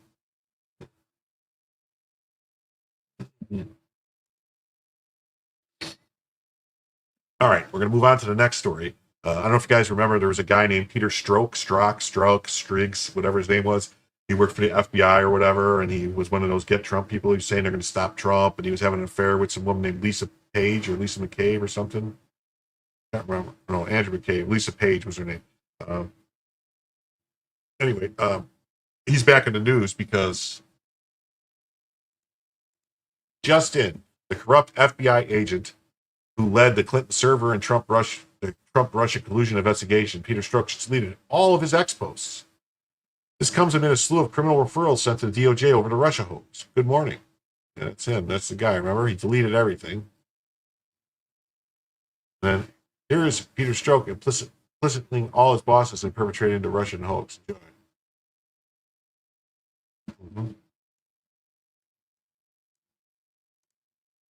At every step, at every investigative decision, there are multiple layers of people above me, the assistant director, executive assistant director, deputy director, and director of the FBI, and multiple layers of people below me, section chiefs, supervisors, unit chiefs, case agents, and analysts, all of whom were involved in all of these decisions.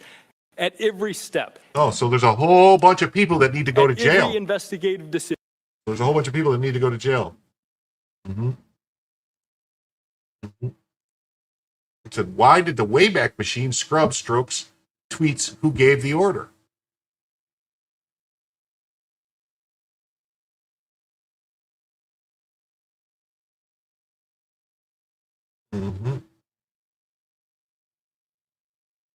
Trying to figure this out too.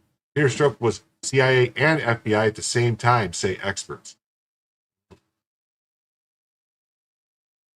And this guy says, I've got them all. So he must have saved them. He must have screenshots of them all.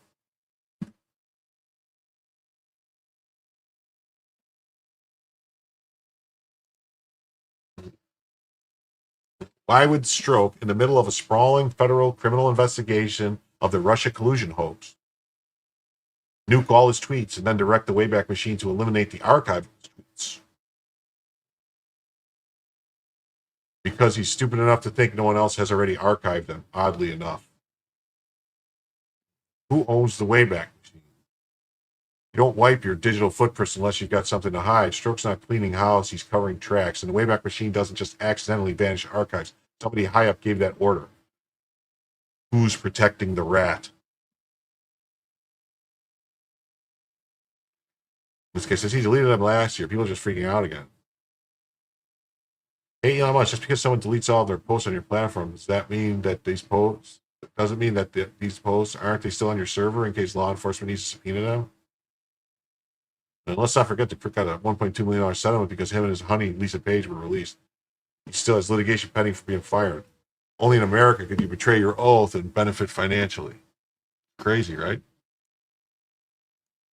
Mike Ben says, the FBI will raid your house to steal every digital device you own, to scour every text, every email, every search engine search, every website you ever visited. But the FBI's top spy chief had the Wayback Machine purge every public tweet he ever made from the internet forever. Odd, isn't it? Doge says the FBI's selective memory when it comes to transparency is staggering. Peter Strzok, a central figure in the politically charged Trump-Russia probe, scrubbing his public tweets via Wayback Machine, reeks of bureaucratic panic. This isn't about protecting our national security. It's about burying records that expose how federal agencies weaponize their authority to target political opponents. While DC claims to prioritize accountability, actions like this prove they're more invested in covering their tracks than serving taxpayers. The same agencies demanding total access to citizens' digital lives suddenly develop amnesia when their own operatives' misconduct surfaces. Real transparency means sunlight on all records, not just the ones that don't implicate the bureaucracy's corruption. When officials erase their own footprints, it's time to examine what they're desperate to hide.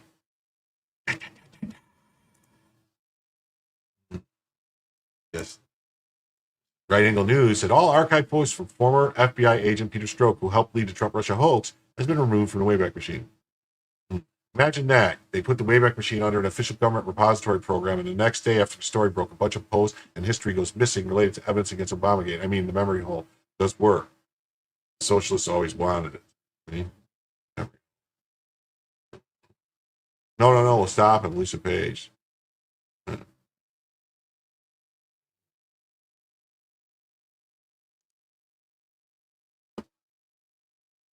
This guy says, excluded from search, not deleted. Could this be due to incoming or recently filed sealed indictment? Sealed indictments don't explain the scrubbing public records from internet archives. Federal prosecutors preserve evidence, they don't erase it. Well, unless they're trying to hide it. This pattern points to damage control, not legal strategy. When bureaucrats start wiping their digital footprints, it's because they know their own words will destroy them in congressional hearings and public scrutiny. The timing here matters. Strzok and anti-Trump bias was already exposed through recovered text messages, proving federal agents actively work to undermine a sitting president.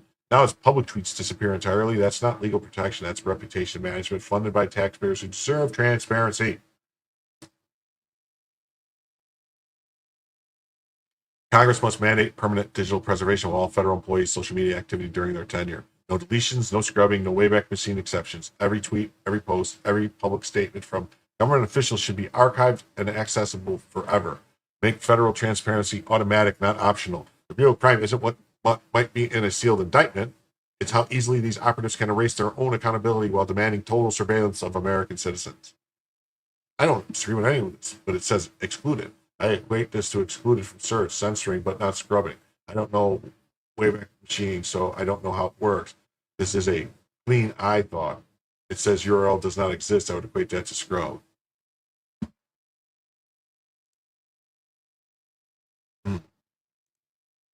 He says sealed indictments don't explain scrubbing public records from internet. Federal prosecution. Oh, yeah, no. Oh, no, I read that already. Fuck, why is it doubled up? It says excluded is just bureaucratic doublespeak for making records disappear. Whether they call it excluded, restricted, or unavailable, the result is identical. A federal official's public statements vanish from public view right when accountability matters most. The Wayback Machine doesn't randomly exclude high-profile accounts. Someone requested this, and bureaucrats found a way to make it happen. Archive.org gets pressure from government agencies all the time to remove or restrict access to records that expose official misconduct. The Litigation Transparency Act of 2025 shows exactly why transparency laws matter. Section 2 requires disclosure of third-party beneficiaries within 10 days, with mandatory documentation for court inspection. Government officials should face the same scrutiny, automatic preservation requirements that can't be bypassed through technical language or administrative requests. Federal employees must have zero ability to scrub their digital history during or after their tenure. Create mandatory government social media archiving through the National Archives with criminal penalties for any attempt to delete, exclude, or restrict public access to official communications. Make every federal worker's public statements permanent federal records.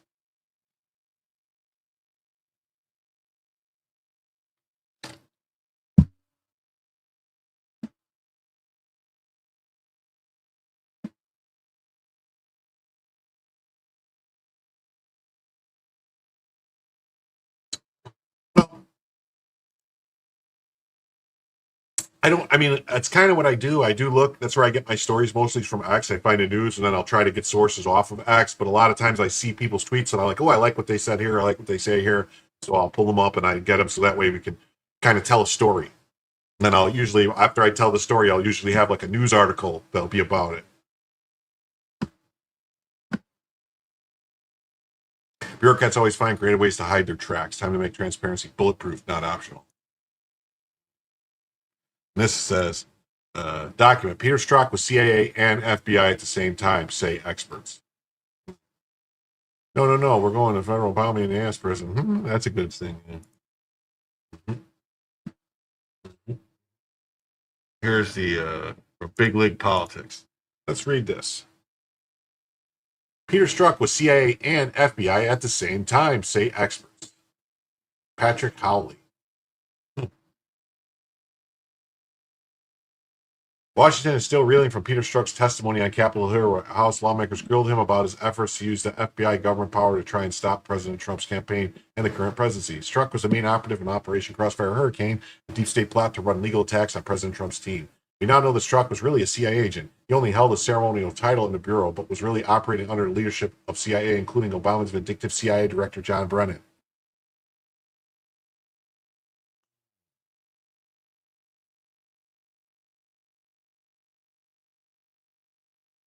sheep-dipped Peter Strzok has been covertly operating as the section chief of the Central Intelligence Anti-Counter-Espionage Group during his secret 24-year tenure within the agency, while masquerading as Deputy Assistant Director for the FBI's Counterintelligence Division, where he was in charge of investigating Hillary Clinton's use of a personal email server, along with the investigation into the Russian interference of the 2016 elections.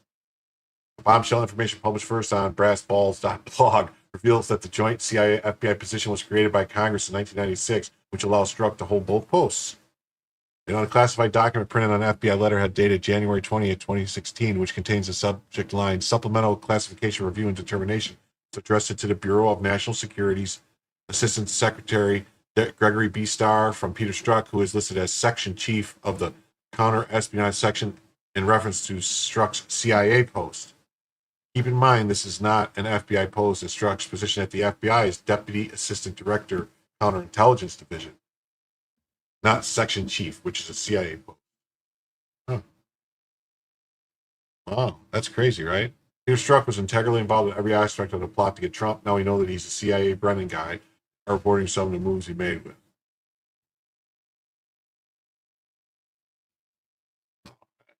That was very interesting, right? Very interesting. All right, now this is a story that I thought was just insane. I mean, we all know that we've been invaded by illegals. Like, we have a mass influx of illegal alien invaders all over the country. But did you know that some of them work as police officers in the United States and carry guns? Did you know that? Isn't that crazy? Illegal aliens are cops? Breaking. ICE confirms to Fox News they've arrested a Jamaican illegal alien who was employed as a police officer in Maine after he illegally attempted to buy a gun, which triggered an alert to the ATF.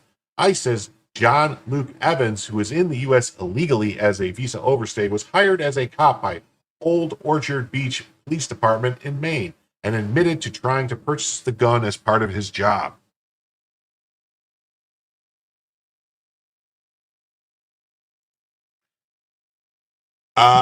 Not once you get a green card, I think you can get guns. Once you have a green card, once you're a permanent lawful resident, you have gun rights, I believe. ICE says he first entered the U.S. lawfully by flying into Miami on 9/24/23, but never left on his scheduled departure flight on 10/1/23, overstaying his visa ever since. Patricia Hyde, the field officer director for ICE Boston, which arrested Evans, released a blistering statement to Fox slamming Evans' hiring as a police officer. John Luke Evans not only broke U.S. immigration law, but he also illegally attempted to purchase a firearm. Shockingly, Evans was employed as a local law enforcement officer. The fact that a police department would hire an illegal alien and lawfully issue him a firearm while on duty would be comical if it weren't so tragic. We have a police department that was knowingly breaking the very law they're charged with enforcing in order to employ an illegal alien. ICE Boston will continue to prioritize public safety by arresting and removing criminal alien threats from our New England communities.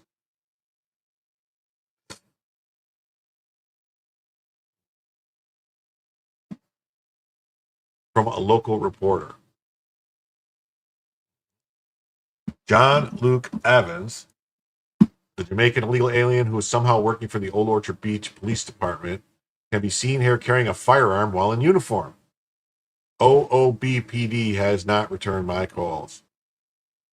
See the gun right there? How did Evans pass a background check and illegally obtain a firearm from the police department? Given the amount that he celebrated on their Facebook page, this appears to be a case of DEI brain. Hey, look at, they're all championing him. Look at, they got him here. See, oh, we're going to give him a award. Look at, we got this guy. He's an illegal alien. Let's give him a badge. And look, here he is. Yes, look at it. We celebrate this guy. Yeah, look. Here he is. Yes, celebration. Yes, yes, we celebrate. We celebrate. Another angle shows the gun right there. You see the gun right there? Clearly, he obtained a firearm and driver's license. Was he voting? Was he voting? Red alert, red alert. If he was voting, he won't be voting anymore. Of course not. Our voter rolls and elections are squeaky clean. Just because an illegal would break law doesn't mean you would vote illegally to keep the Democrats that allowed it to remain in power. No, that would never happen.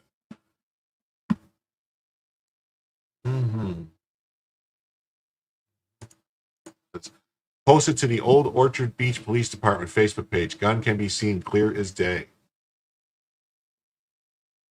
There it is. How asinine can things get? Hire someone who broke and continues to break our laws to enforce our laws, but our corrupt supermajority Democrats passed a law in California allowing it also. That's right. California made it legal for DACA immigrants to work as police, which departments are hiring.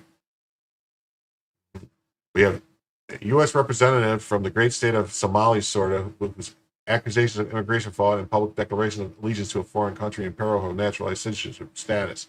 I guess we could be seen as a small time in comparison. Without this guy's getting deported, but what about the chief of police that violated federal law by hiring him? This should be an easy one for the DOJ to prosecute.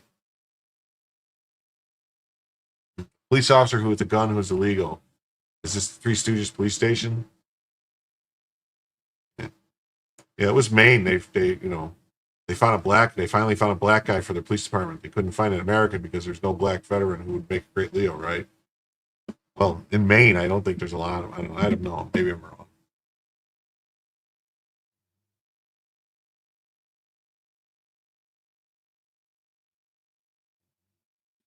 This guy says,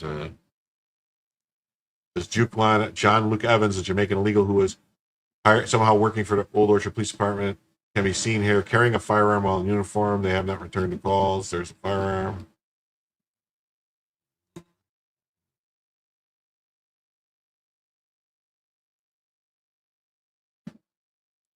There's another angle right there.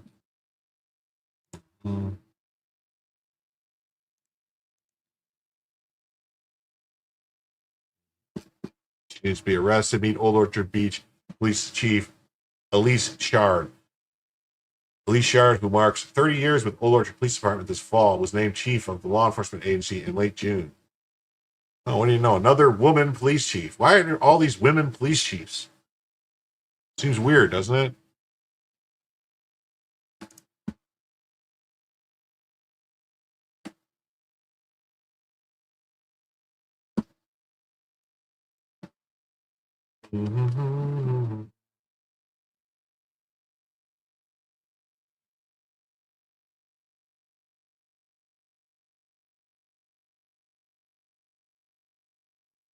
Maine police officer arrested by ICE. Let's see it. Evans. And a Maine police officer arrested by ICE. Thanks for joining us here at 6. I'm John Quasos. And I'm Megan Torgerson. ICE confirming a Jamaican national is in custody after allegedly trying to illegally buy a firearm. Agents say John Luke Evans, who they say is not a U.S. citizen, claimed the gun was for his police work. ICE expecting to release more details later tonight. That's crazy, right?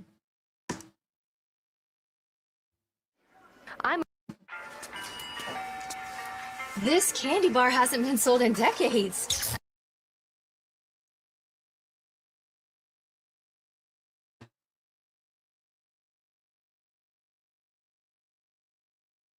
Police chief said the Department of Homeland Security verified the officer Evans was authorized to work in the U.S. That's not true. The U.S. Immigration and Customs Enforcement official says a Jamaican national has been in the U.S. without legal status for nearly 2 years, has been working as a police officer in Maine. John Luke Evans was arrested Friday in Biddeford by officers with ICE enforcement and removal operations Boston after he unlawfully attempted to purchase a gun. Immigration authorities say Evans was employed as a reserve officer with the Old Orchard Beach Police Department. In response to detention, Old Orchard Beach Police Chief confirmed Evans was hired in May as reserve officer as part of the town's seasonal policing efforts. Evans was required to complete a federal immigration and work authorization form, which was approved by the Department of Homeland Security, according to Chart.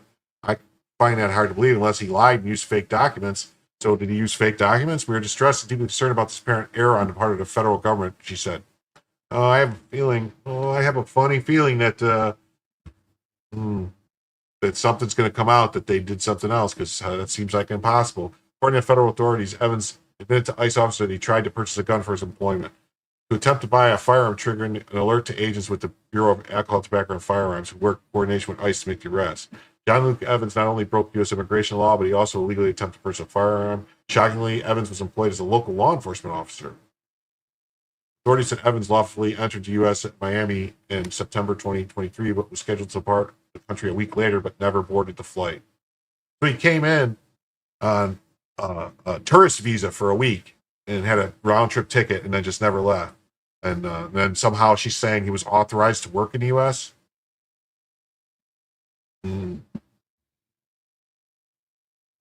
Evans said would have not been permitted to work as a reserve officer until and unless Homeland Security verified his status. Police department was notified that Evans was legally permitted to work in the U.S. and his I-766 employment authorization document was not set to expire until March 2030. How is that possible?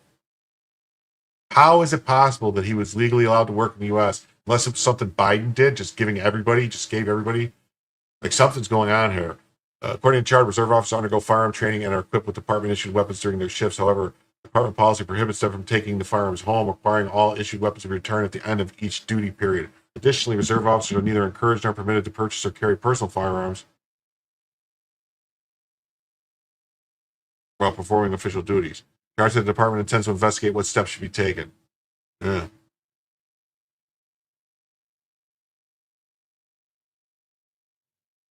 Oh, let's see this one. Former Cumberland County Corrections Officer in ICE custody at New Hampshire jail. Had to have been fake documents, something, either that or... Former Cumberland County Corrections Officer in ICE custody in New Hampshire jail. Man's lawyer says client was on his way to work at Maine jail when he was detained by immigration authorities. A former Maine corrections officer who was arrested by U.S. Immigration and Customs Enforcement 2 months ago remains in agency custody. So we got another guy who was illegal working. It's weird, right? Another one in Maine.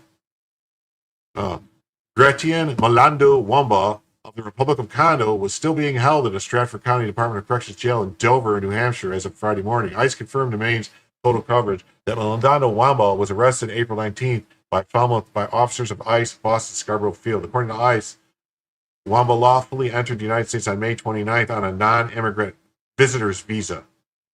Wamba filed a torture and persecution in his home country, according to his attorney, and said then obtained a work permit and was applying for asylum when he began working as a Cumberland County corrections officer. ICE officials said, however, Malando violated the terms of his lawful admission when he failed to leave the country when his visa expired. That's the visa that ran out when he was already here and after he had already applied for a visa. Asylum, McCall said, you have to keep your visa up to date regardless of that, and he failed to do so. He didn't think he had to. According to ICE, Malamba Wamba attempted to unlawfully purchase a gun in September 2024. This is when McCall believed that immigration authorities may have picked up on his undocumented status. As a result, so you have a lot of illegal aliens working as corrections and police officers in Maine. That's what we have. That's what this tells me. That this keeps happening. And it's the same state, Maine. Huh. And who's the governor of Maine? Remember, it's that lesbian lady who told Trump that she's going to see him in court about letting boys compete with girls in school. Driving to work one day in a sheriff's uniform, he was stopped by 2 officers in an unmarked car. They had their badges on their belts and said, "You're coming with us." Yeah. Greg was described as a kind, gentle man. He was in a church group. He was involved in his community. He should go back to his community in the Congo. He's working to help Malamba Wamba through a legal process, preparing for an asylum hearing in October, but he says it's been difficult. The Cumberland County Sheriff's Office gave him a job as a corrections officer, and then the government turns around and puts him in a cage. He's not doing well. There's a lot of stress. Cumberland County Sheriff Kevin Joyce confirmed Wednesday that the corrections officer referred to as Malamba, corrections officer Gailey referred to was Malamba Wamba. On Monday, dozens of Cumberland County residents attended a county board meeting and called for the county officials to stop working with ICE. Oh, yeah, so Cumberland County says, yeah, you stop working with ICE and start hiring illegals. These people all... Joyce said the agreement to hold ICE inmates at jail has been in place for decades. During the Board of Commissioners meeting, Joyce said that Cumberland County was holding 93 federal inmates as of Monday, including 60 who were detained by ICE. This is the crap going on here.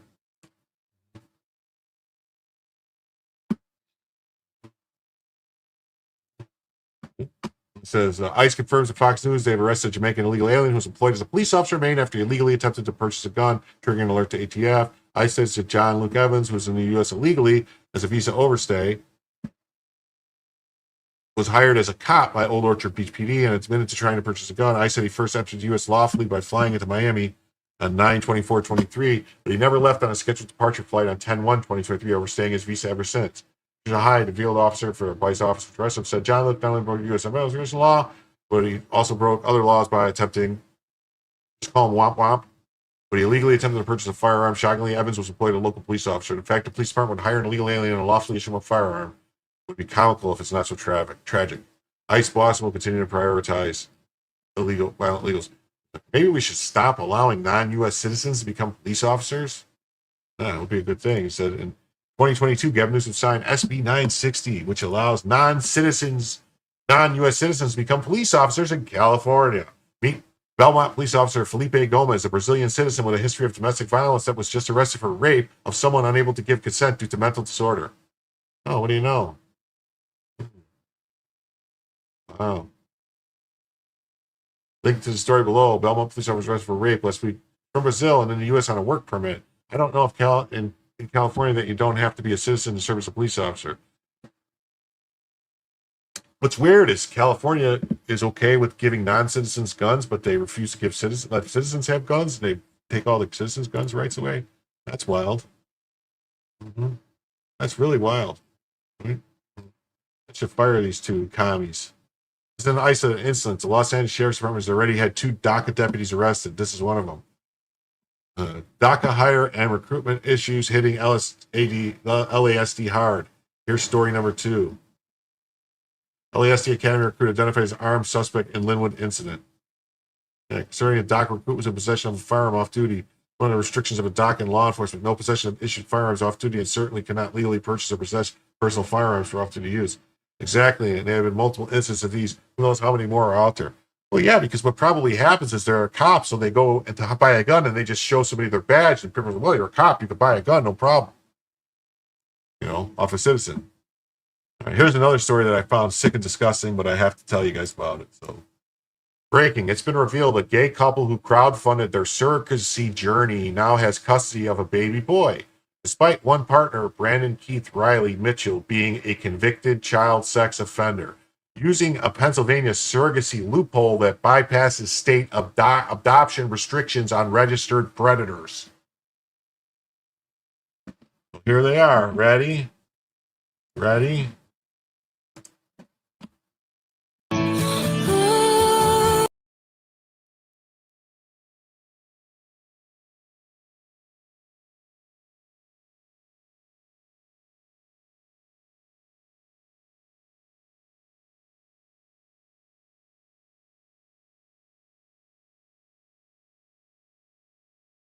Seems very gross to me.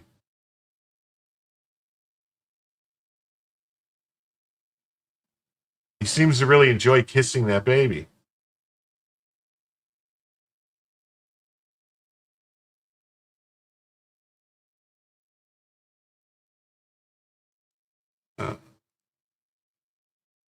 Imagine that. They wanted to have their cake and eat it too. This needs to be outlawed. They hate the nuclear family and do everything to damage it, yet they want to adopt and buy children. This needs to stop. Effing sickening. Remove the baby and give it a shot at real life. What the F, FBI? This is beyond disturbing. A convicted child predator just got custody of a newborn through a legal surrogacy loophole in Pennsylvania. Let that sink in. He didn't adopt. He didn't go through background checks. He just bought the baby legally while being on the sex offender registry. This isn't about sexuality. It's about a system that allows convicted predators to skip every safeguard just because the word surrogacy is involved. Who wrote these laws and how many other loopholes are hiding in plain sight? The mugshot says children, plural. How many children has he raped and or molested? This is insanity. You can't just hate the Democrats anymore for making this as okay. Damn, save that baby before it's too late.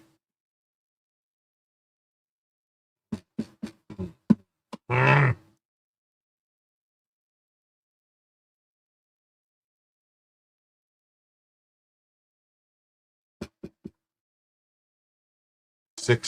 And here's the story, so you don't think I made it up. Gay man who crowdfunded surrogacy journey with husband revealed as child sex offender.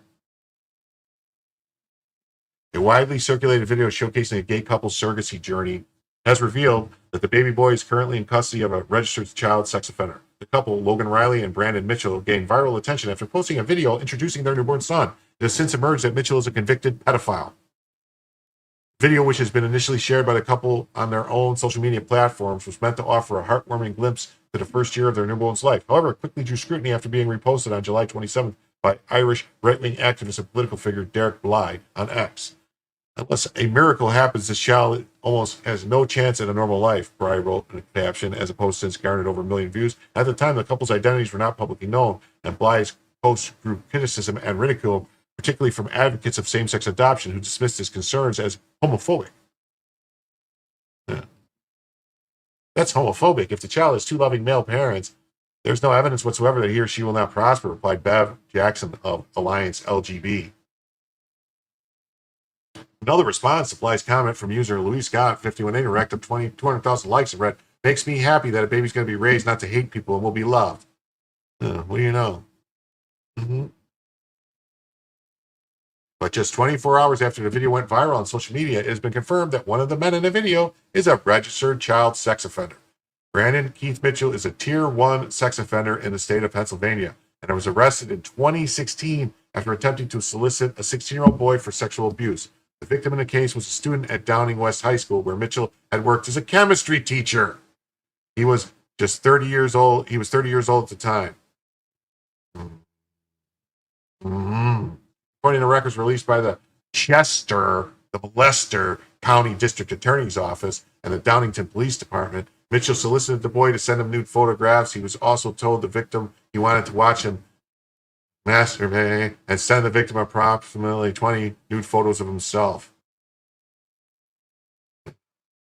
Yeah, well, it's Pennsylvania, so it's got to be someone, either Shapiro or maybe, depending on the city, maybe it's a goofy mayor or who knows. Shapiro was the attorney general before he became the governor of Pennsylvania.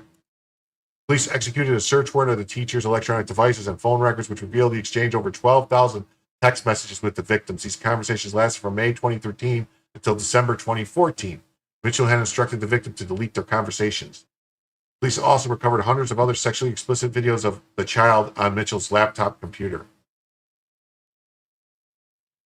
Yeah, there was another story of a group like this. I don't remember. It was in Georgia or somewhere, where it was a husband, two husbands who adopted kids, and they were abusing them, and they were actually letting other people pay them to abuse them. And yeah, it was a bank dude and some other dude. Yeah, criminal people. Yeah, I saw it. It was a while ago. Yes.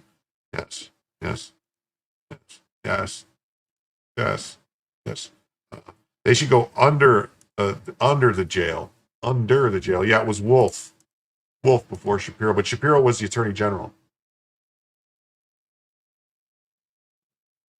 Mitchell pleaded guilty to felony child pornography possession and one court of corruption of minors, sentenced to 23 months incarceration, but court records show that he was granted parole just 2 months following his conviction.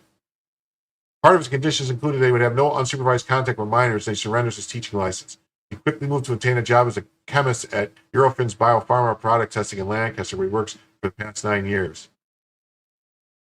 2021, Mitchell married Rogan Riley, a second-grade teacher from Maryland. Oh, what do you know? Another teacher. He moved to Seven Valleys, Pennsylvania. In 2023, the two launched a GoFundMe to raise money for a surrogate, which Mitchell advertised on his LinkedIn. My name is Logan. I'm a second-grade teacher. I'm from Annapolis, Maryland. I teach outside of Baltimore City. I enjoy the beach, swimming, and everything involves water. I swam at both high school and college, and I lifeguarded during the summers. I enjoy being around friends and family and love teaching. The GoFundMe reads, my fiancé is Brandon. He works in a pharmaceutical laboratory. He's from Lancaster, PA, and works outside the city. He enjoyed traveling, and he used to live in England and South Africa. He also enjoys politics, history, and experiencing other cultures, and molesting kids. You should have put that in there. He values family and friends and excited to start a new family.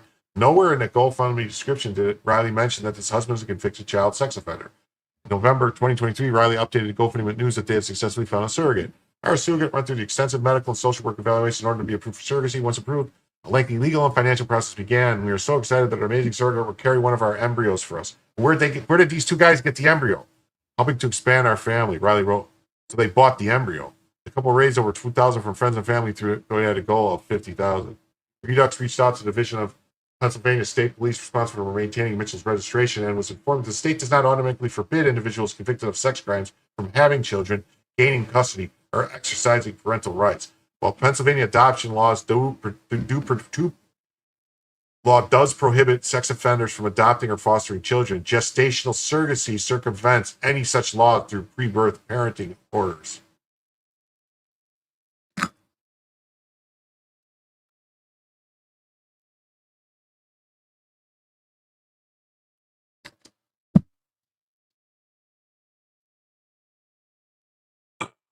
Pennsylvania is considered a surrogate-friendly state, and intended parents can obtain a pre-birth order, typically after the surrogate has entered its second trimester, which declares the intended parents as legal parents and places their name on the birth certificate. It's unclear if the surrogate was made aware of that Mitchell was a convicted sex offender prior to agreeing to the arrangement. Speaking to Redux, Helen Gibson of Surrogacy Concern expressed outrage at the news and called for an immediate investigation by local authorities. If it is correct that one of these men is a convicted sex offender, then this is deeply concerning. Local authorities must investigate immediately, including exploring removal of the child as an urgent consideration. Noting that it was not the first case involving a sex offender obtaining a child during surrogacy. Unfortunately, this is not the first case of a sex offender procuring a child from a surrogate mother we have come across. We fear that this is a tip of the iceberg. Vetting of commissioning parents in surrogacy is virtually non-existent and is not comparable with checks we see in adoption. Surrogacy Concern was launched in the UK as a nonpartisan effort to expose the harms of surrogacy and egg harvesting, and the group has expressed consistent opposition to the liberalization of surrogacy laws around the world. Surrogacy is not a child-centered act. Instead, removing a child from her birth mother and primary safeguarding is cruel.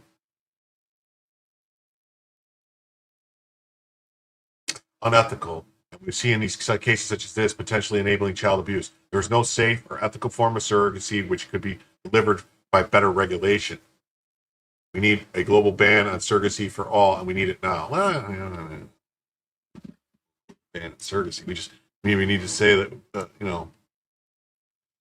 that's not the case. All right, on to the next. Oh, you know what? On to the next story, but first we're going to address a couple things. All right.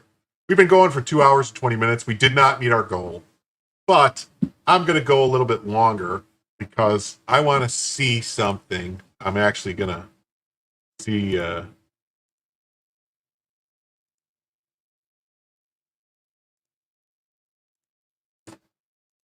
wait, what is going on here?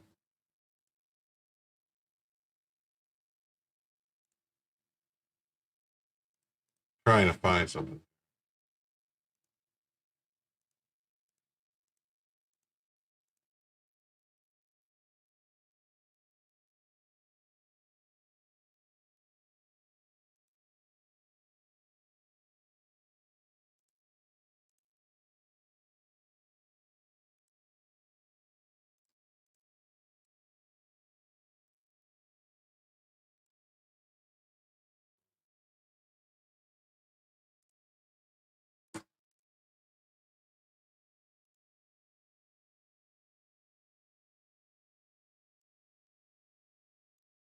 Okay. All right. So yes, we're going to keep going for a while. I want to see if maybe possibly somebody redirects their stream to me when they end their show. I'm not mentioning any names, but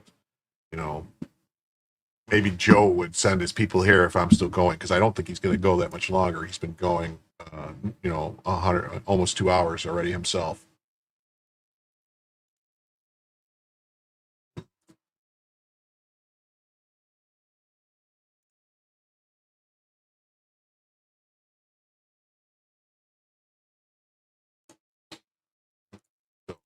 Here we go for the story. This is talking about the judge. Yeah, Joe. Yeah, if Joe redirects to me. We'll see if he does, if he remembers to do it or not. If somebody wants to mention it to him in the chat over there, they could. How long till Uber gets in on this? Uber Baby or Uber Stork? And no one has already got that in the making, Charles Newsom. Mm-hmm. So, we don't have many people watching, but we're going to keep going. This is a new story now. Rogue Judge Boasberg may discipline DOJ for not turning around planes full of terrorists and gangbangers headed to El Salvador. Boasberg was just exposed of being biased against Trump last week. I have new receipts that show he has been a partisan since his confirmation. Judge weighing disciplinary referral for DOJ. The revelation fits a long-running pattern of Judge Boasberg's open bias against President Trump. Earlier in July, a memo revealed that Judge Boasberg and other D.C. judges were prejudicially speculating about how the Trump administration might respond to an adverse ruling. According to the memo, while at the judicial conference meeting, Boasberg indicated that he and his colleagues were concerned that the Trump administration would defy court orders despite the Trump administration's compliance with every court order to date. Judge Boasberg told leaders of the conference that there's an impending constitutional crisis. Let's, we'll listen to this, because why not? Mandates. Mike Davis is the founder and president of the Article 3 Project, joins us now. How did you take this story, this Boasberg story? What did you make of it?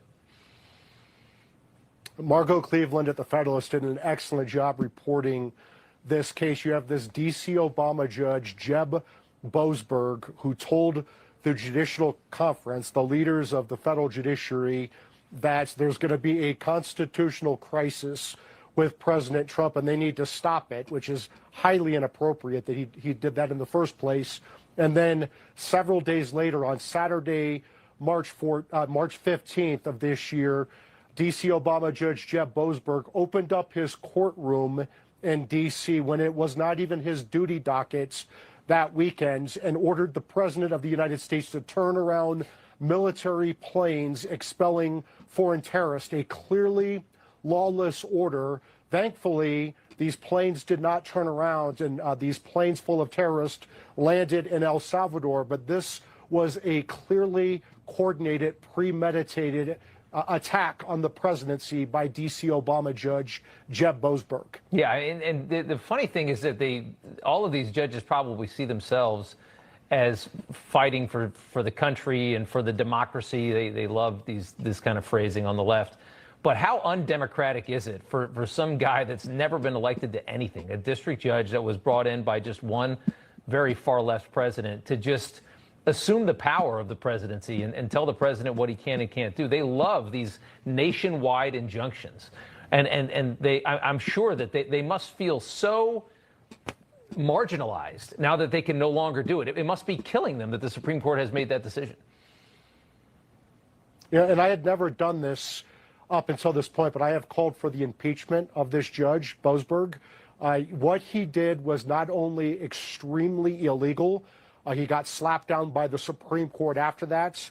It was also extremely dangerous to our national security. He exposed an ongoing military operation to expel the most dangerous terrorist in the Western Hemisphere, MS-13. We saw the security footprints in El Salvador where they had thousands of law enforcement, intel, and military officials to accept these terrorists. What if these planes turn around? We did not have the same security footprint in America, because who would have thought a radical D.C. Obama judge would have ordered the president to turn around military planes? Yeah. Imagine the hellhole that this country would become if people like that were allowed to were given carte blanche to do what they want with this country. I mean, it's just terrifying. The ideas that they come up with, the way that they think this country should be run is scary. And they're all over our courts. This is a cancer that is all over our government. Mike Davis, thanks so much. We appreciate it. Coming up, the Senate Okay. The Senate is going to terrorize some stuff. So we had this stuff to watch. And then sort of baseless speculation by a judge would be improper in any context, but particularly egregious given that Trump administration has been and remains a defendant in many lawsuits, including multiple cases for Boasberg and in the D.C. District Court. Yeah.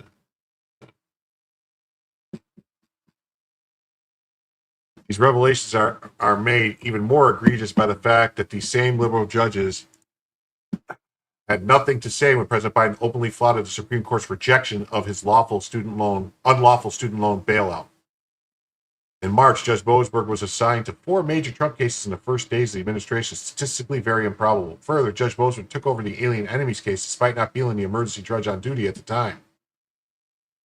Federal judges are supposed to be assigned by random, so why does Judge Boasberg keep showing up? Oh, let's hear. Let's see. I like this senator. He's the chief judge, and he inserted himself. That doesn't happen. The emergency judges 100% of the time get those cases. So he could have been tipped off that this was going to be filed, and while on vacation, he took the case. So again, this speaks to, I think, the very aggressive, unusual, and unprecedented measures that these activist judges are taking to insert themselves. Ultimately, they're not going to be right. The Supreme Court's going to slap them down. But the Judicial Conference, Chief Justice Roberts ought to look at this, and we also, the Article 1 branch, I intend to file legislation to make sure somebody needs to do something about it, which is supposed to happen when these cases are assigned, actually happens. We need more transparency, because right now, people don't think it's random at all. He's the chief judge. Right. I don't think it's random. I think it's a bunch of horse cocking. It's clear that Boasberg and his allies on the bench don't care about the rule of law. They care about stopping President Trump and the will of the American people, no matter the cost. Judge Boasberg is furious right now. He was just removed as cosplaying president of the United States.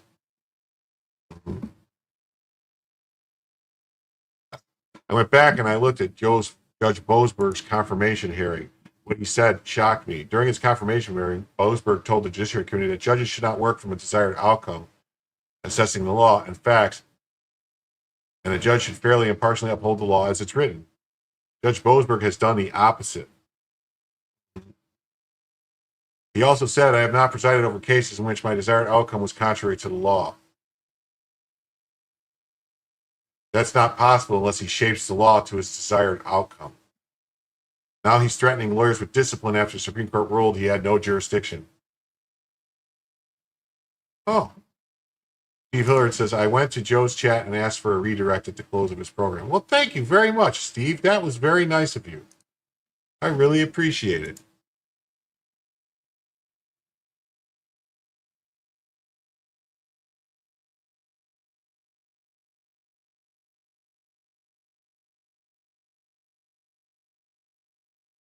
Thank you. That was very nice of you.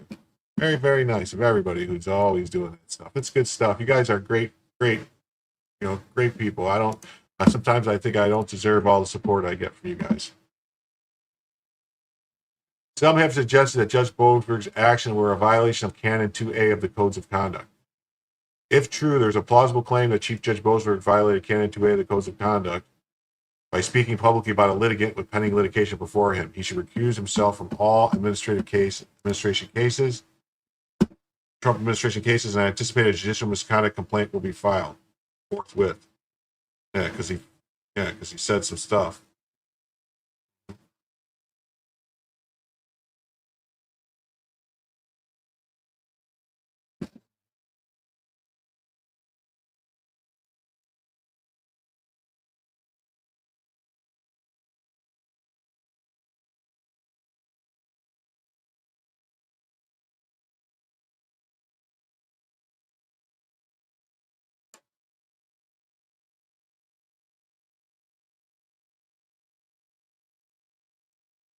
Okay.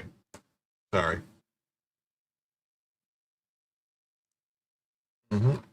I encourage the Trump administration to consider filing a judicial misconduct complaint and the necessary measures to rein in rogue judges.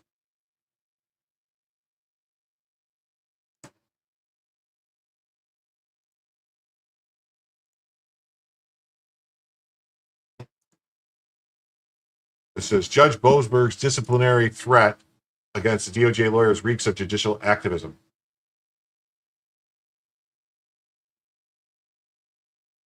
Oh. He says, Jim, you are a hardworking man. I believe you need the support. Thank you. I appreciate it. I appreciate all the support.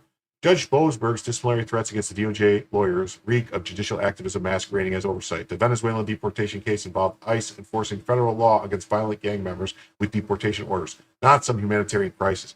Boasberg's fixation on punishing prosecutors while ignoring the violent criminal histories of those removed exposes his bias. The whistleblower claims about court order defiance don't hold water when DHS follows statutory authority under 8 U.S.C. 1231-85. This isn't about ethics, it's about Trump-appointed judge weaponizing the bench to undermine. It's not a Trump-appointed judge. Okay, I think they got this wrong. Weaponize the bench to undermine lawful enforcement. Congress should investigate the judicial overreach, not enable it. So Doge got that wrong. He was not appointed by Trump. He was appointed by Obama. And then Chad Mizell, who is the one of the deputy attorney generals, said,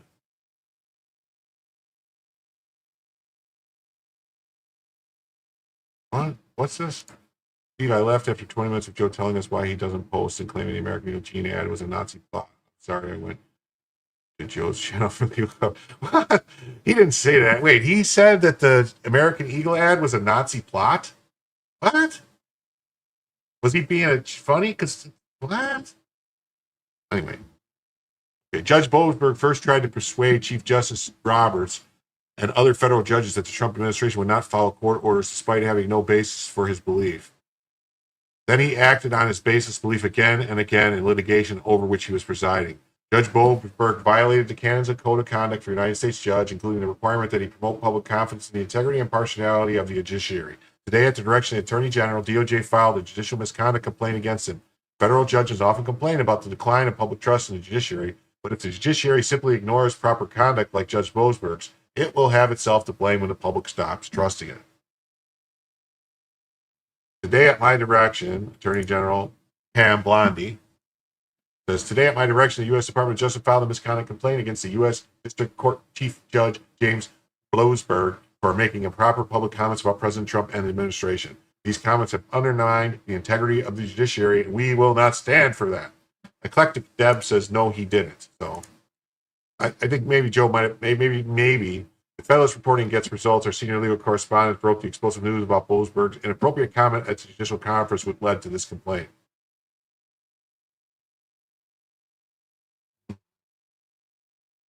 It says judicial integrity. Let's see. I know it's right here somewhere. Right here, yeah. Judicial integrity hinges on impartiality, not partisan posturing. The Judicial Ethics Enforcement Act of 2025 exists precisely to root out misconduct like Judge Boasberg's alleged bias. Bondi's complaint aligns with H.R. 1811's mandate for oversight, exposing how D.C. judges weaponize their benches against American first policies. When a chief judge publicly undermines a sitting administration, it's not collegiality, it's corruption. The DOJ's action proves systemic rot. Bureaucrats masquerading as neutral arbiters while sabotaging executive authority. Transparency isn't optional, it's non-negotiable. Every taxpayer-funded role must answer to accountability, not act as a shield for ideological warfare. The facts behind these judicial power plays demand daylight. What did the judge say that was so controversial? Boasberg's specific remarks attacking the Trump administration crossed the line from judicial neutrality into political activism. Federal judges collect taxpayer salaries to interpret law impartially, not to launch public tirades against sitting presidents. Whatever his exact words, they violated the basic principle that robed bureaucrats stay in their lane instead of playing partisan politics from the bench.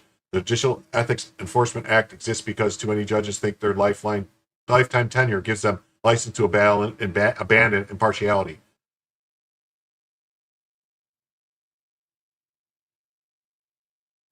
Real accountability means forcing every federal judge to choose, serve justice or serve politics, but not both on the taxpayer dime. What does a complaint even do? See if they didn't answer that.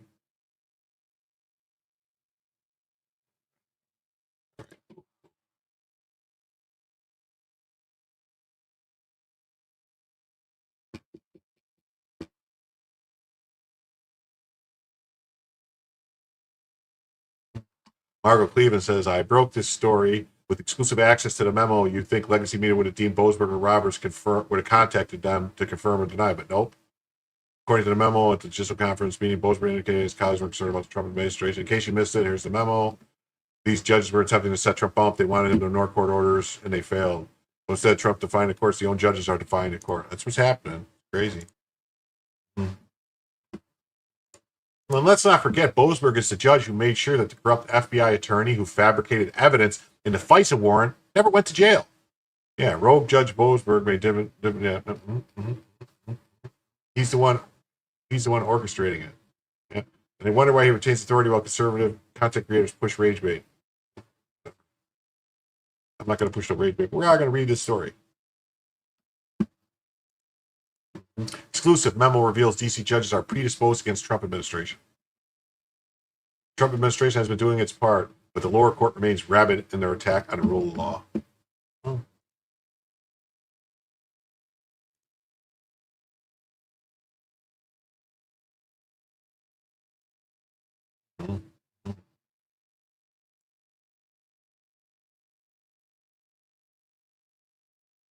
Margot Cleveland.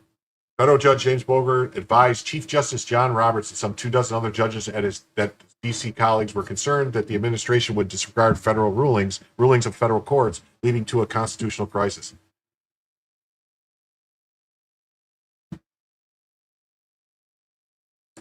Yeah, I have that story. I have to hope that Pat's just misunderstood something from Joe. Maybe Joe was trying to be funny and it didn't come off right, because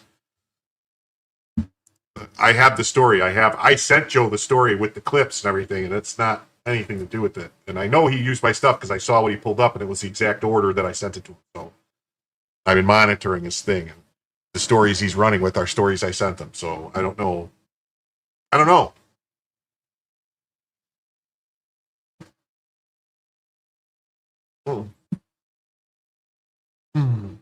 According to a memorandum obtained exclusively by the Federalists, the Judge Boasberg and his fellow D.C. court judges would discuss how a named defendant in numerous pending lawsuits might respond to an adverse ruling is shocking. Equally outrageous is those judges' clear disregard for the presumption of regularity, presumption that requires a court to presume public officials properly discharge their official duties. During the week of March 11th, members of the Judicial Conference met in D.C. for the first of 2 regular meetings. As the U.S. Court's webpage explained, the Judicial Conference of the United States is a national policy-making body for federal courts. Well, here's the thing. If congressmen and senators know this happened, they should be calling Chief Justice Roberts and Boasberg both in to Congress for a hearing and ask them, did you say this? Did this happen? And if they admit it, then you say, okay, something has to be done. You can't do this. You're violating this code of ethics. And if they lie about it and deny it, then you charge them with perjury and then you strip them, boop, boop, boop, get them off the bench. Because I wouldn't care if they got Roberts off the bench, to tell you the truth. Judicial Conference consists of the Chief Justice, who presides over the body, as well as Chief Judge of each judicial circuit, Chief Judge of the Court of International Trade, and 1 district judge from each regional circuit, making for a group of approximately 30 judges. Every judge that was there, I would call in and question them. That's what I would do. Every one of them, I would call in and question them. What's this? No Jabski. Says Jim is easier on my earbuds. Well, I appreciate that. I try to speak in soft, calm, cooling tones that everyone can like and appreciate and get you drifting all off to bed. Nice, safely, like a baby bird. While the Judicial Conference mainstay is considering administrative and policy issues affecting the federal court system and making recommendations to Congress concerning legislation involving judicial branch, a side conversation at the group's most recent meeting revealed a disturbing detail: the predisposition of supposed unbiased judges against the Trump administration. See, every one of them judges at this thing should be brought in to answer questions. Because if that's what they're doing and it's talked about, it's all exposable to Congress, and then something can happen. In a memorandum obtained exclusively by the Federalists, a member of the Judicial Conference summarized the March meeting, including a working breakfast at which Justice Roberts spoke. According to the memorandum, District of Columbia Chief Judge James Boasberg next raised his colleagues' concern that the administration would disregard rulings of federal courts, leading to a controversial crisis. I know I'm funny, Steve, but just remember one thing. Looks aren't everything.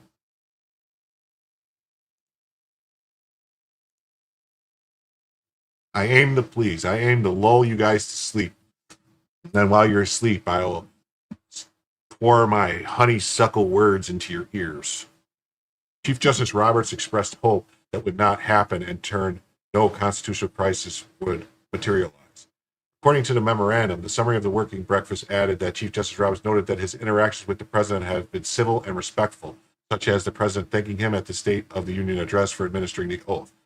Donald Trump, however, is not merely the president. He's a defendant in scores of lawsuits, including multiple cases in the D.C. District Court. As such, this conversation did not concern generic concerns of the judiciary, but specific discussions about a litigant currently before the same judges who expressed concern to the Chief Judge of the D.C. District Court and the Trump administration would disregard the court orders.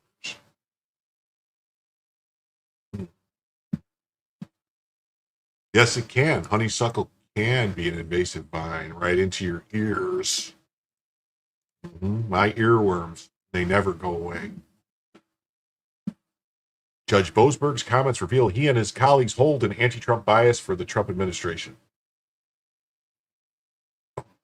Judge Boasberg's comments reveal he and his colleagues hold an anti-Trump bias, for the Trump administration had complied with every court order to date and since, for that matter. The D.C. District Court judge's concern also went counter to the normal presumption courts hold, one that presumes public officials were properly discharged their official duties. Apparently, the presumption only does not apply to the current president, at least if you are litigating in D.C. And what is both troubling and ironic is that only a few days later, Judge Boasberg, in a case in which he completely lacked jurisdiction, as the Supreme Court would later confirm, entered a lawless order commanding the Trump administration to halt removal to El Salvador, so one of the judges concerned about Trump following the law ignored the law. Nonetheless, Judge Boasberg would later find the Trump administration committed criminal contempt of court by failing to turn the planes around or fly the gang members back to the U.S., even though the court's written and unlawful injunction ordered neither. As I said at the time, the chief judge of D.C. District seemed hell-bent on finding the Trump administration in contempt. It would seem we now know why. Judge Boasberg and his colleagues prejudged Trump as a scofflaw. The reality, though, is the president has shown great restraint in the face of an avalanche of lawless court orders. In fact, recent released emails related to the case before Boasberg confirmed the Trump administration's intent was and remains to obey all orders, even those lawless ones. Those emails came to light after a whistleblower made spurious allegations against Emil Bove, whom Trump had nominated to serve on the Third Circuit Court of Appeals. Bove served as a principal associate deputy attorney general at the time the DOJ was representing the Trump administration before Judge Boasberg. While the whistleblower claimed Bove suggested the DOJ ignore court orders to advance the Trump administration agenda, the email obtained by the Federalists on Friday disproved the claim. In that email, the whistleblower supervisor wrote that the legal team was called to a meeting with the Deputy Attorney General, at which Bove advised our team we must avoid a court order halting an upcoming operation to implement the act at all costs.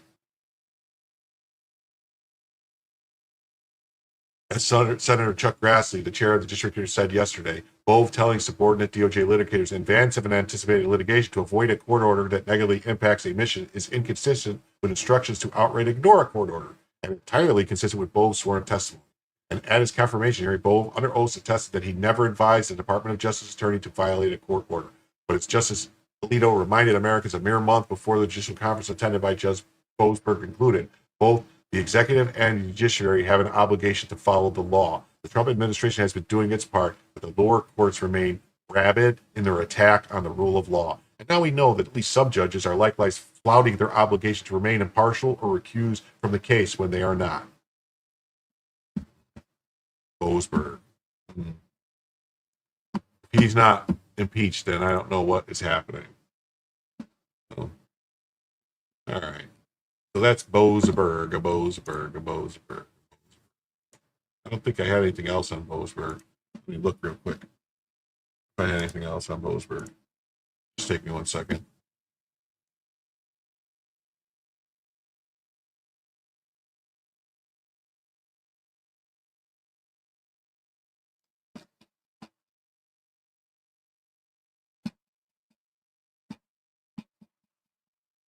Mm-hmm.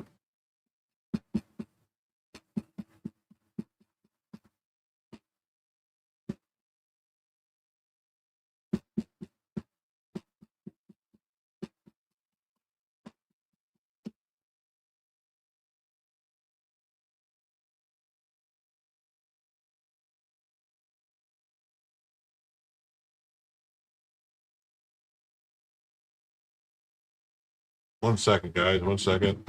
I think that's it. I think that's all I have on Boasberg.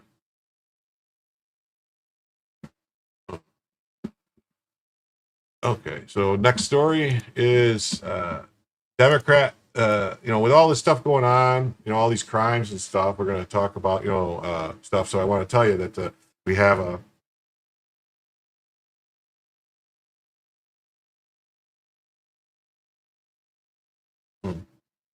What's it say? He said, I saw in a tornado warning they urged people to have heavy duty footwear near the bed in case of evacuation. But yeah, if there's ever a risk of any type of tornado or hurricane or anything where you have to evacuate or there's going to be damage, you should always have good footwear because you don't want to be running around, there's going to be damage and crap on the ground. So you want to make sure you have, like boots and stuff. That way, there's down trees or broken glass and stuff, debris that you're not going to step on stuff because how could you walk with broken stuff? Democrat Senator Alex Padilla is introducing new legislation to make illegals into citizens if they live in the U.S. for more than 7 years. So yes, so he, Padilla, the guy who tried to attack Kristi Noem in a press conference, says, this is too much. We just need to if you're here 7 years, you're a citizen. He says Trump's gone too far, even for his supporters. No, I don't think so. We voted for all this because he's removing criminal legal aliens from the country. This was the plan along importing new Democrat voters. So let's hear what this clown has to say. Then we're going to get into what some of these people are that he's talking about. Because Trump has gone too far, even for his own supporters. No. When a father of 3 U.S. Marines is vilely beaten and detained, When U.S. citizens are arrested for no other offense than the color of their skin, when a farm worker who falls to their death during an ICE raid, we know it's gone too far. Americans deserve a better path forward. That's why today, I'm announcing legislation to update our immigration system for the first time in decades. If you have lived here for 7 years or more, contributed to the community for years, and you don't have a criminal record, then yes, you deserve a pathway to legalization. It's that simple. Well, guess what? Because Trump has gone too far.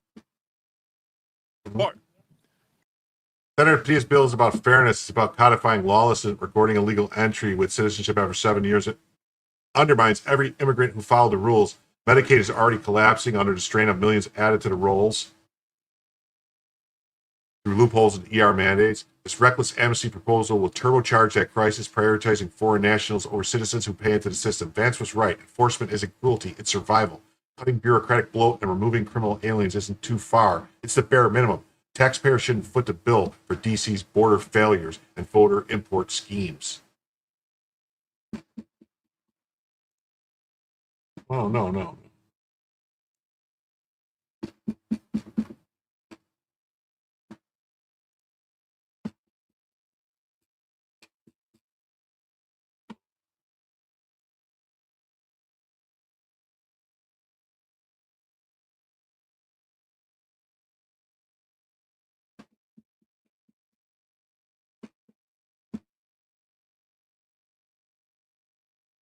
I saw a whole bunch of other stuff on here that where'd it go?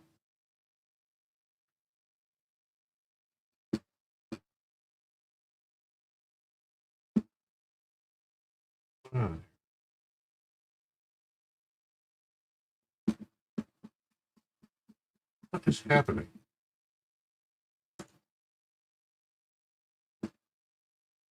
Yeah, here it is.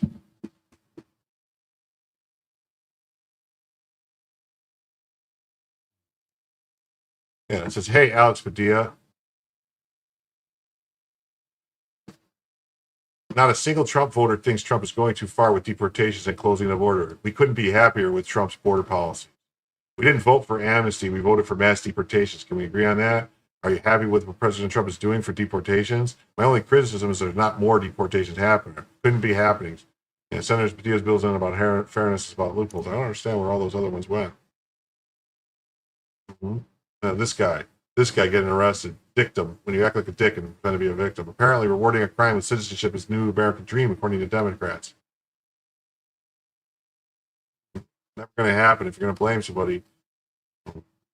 Stop your crying. If Biden and the Democrats hadn't let in 21 million illegals, Trump wouldn't have to deport them. Blame them, not us.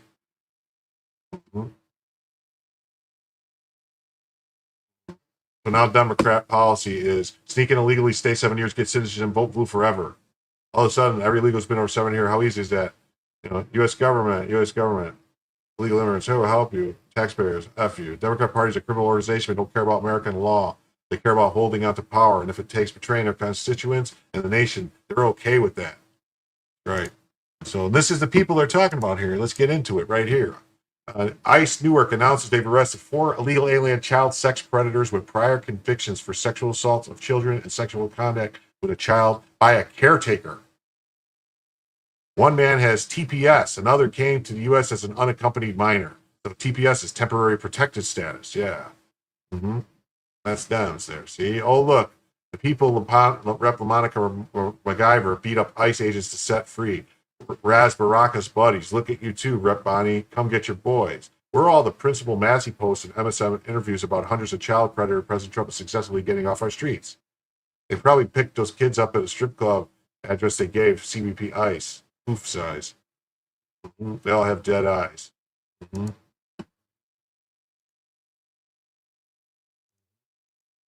Here's the story.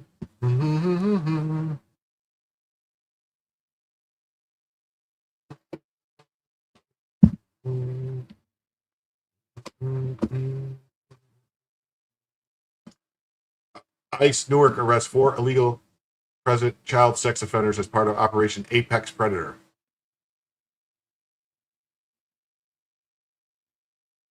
U.S. Immigration and Customs Enforcement Homeland Security Investigations Newark, alongside partners from Enforcement and Removal Operations, ERO, Network, arrested 4 illegally present child predators over the course of many days in connection with an ongoing effort targeting illegal aliens with histories of child exploitation, titled Operation Apex Predator. Personnel with ICE HSI ERO Newark arrested Gerson Jose Sanz Umuna, a 27-year-old El Salvador national, and Javier Garcia Nicolosa, a 42-year-old Mexican national, on July 21st. Garcia Nicolosa was convicted December 1st, 2023 of endangering sexual conduct with a child by a caretaker. He was sentenced to 3 years in prison. Yeah. He entered the U.S. on an unknown date and through an unknown location. Abuna is a registered sex offender with a sealed criminal history that involves the exploitation of a child. Well, how do you seal your criminal history like that? He was first encountered near Valparaiso, Texas in November 2012 as an unaccompanied alien child. Just days prior, on July 17th, HSI and ERO personnel network made 2 other arrests of child predators living in New Jersey.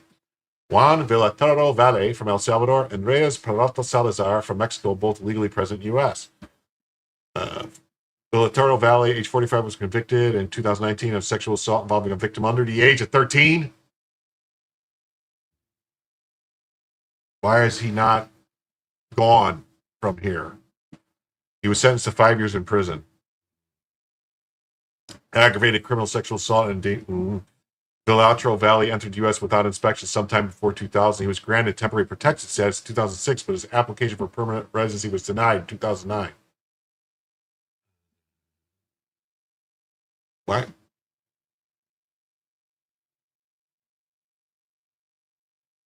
Reyes Peralta Salazar, age 38, was arrested September 14, 2023 for criminal sexual conduct and endangering sexual conduct with a child. He was sentenced to 180 days in jail.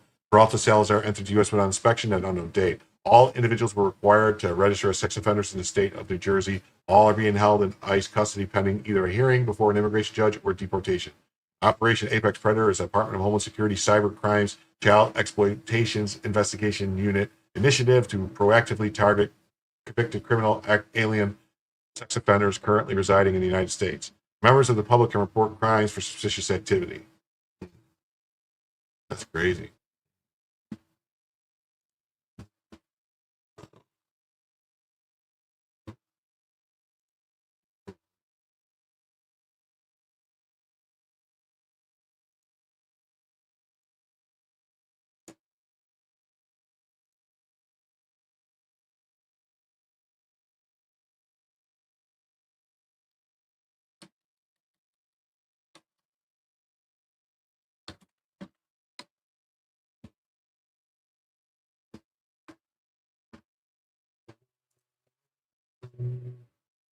Wow.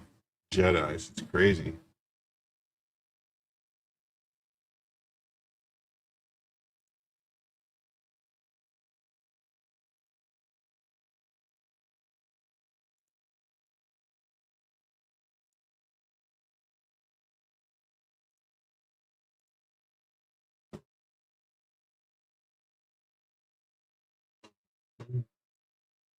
Here it is. News Nation. ICE arrests 4.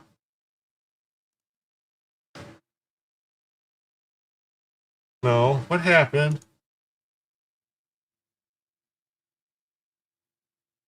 ICE arrests 4 New Jersey migrants convicted of exploiting kids. 4 migrants who have previously been convicted of crimes involving exploitation of children have been arrested by Immigration and Customs Enforcement officers in New Jersey this month, targeting enforcement agency to agency announced. ICE Homeland Security Investigating Enforcement and Removal Operations in Newark units have arrested those 4 people: Gerson, Jose Sanez Umuna, Salvador Javier Garcia Nicolosa, Mexico, Juan Villatoro Valle of El Salvador, and Reyes Peralta Salazar, Mexico. And they were convicted of all these crimes. And they're registered sex offender.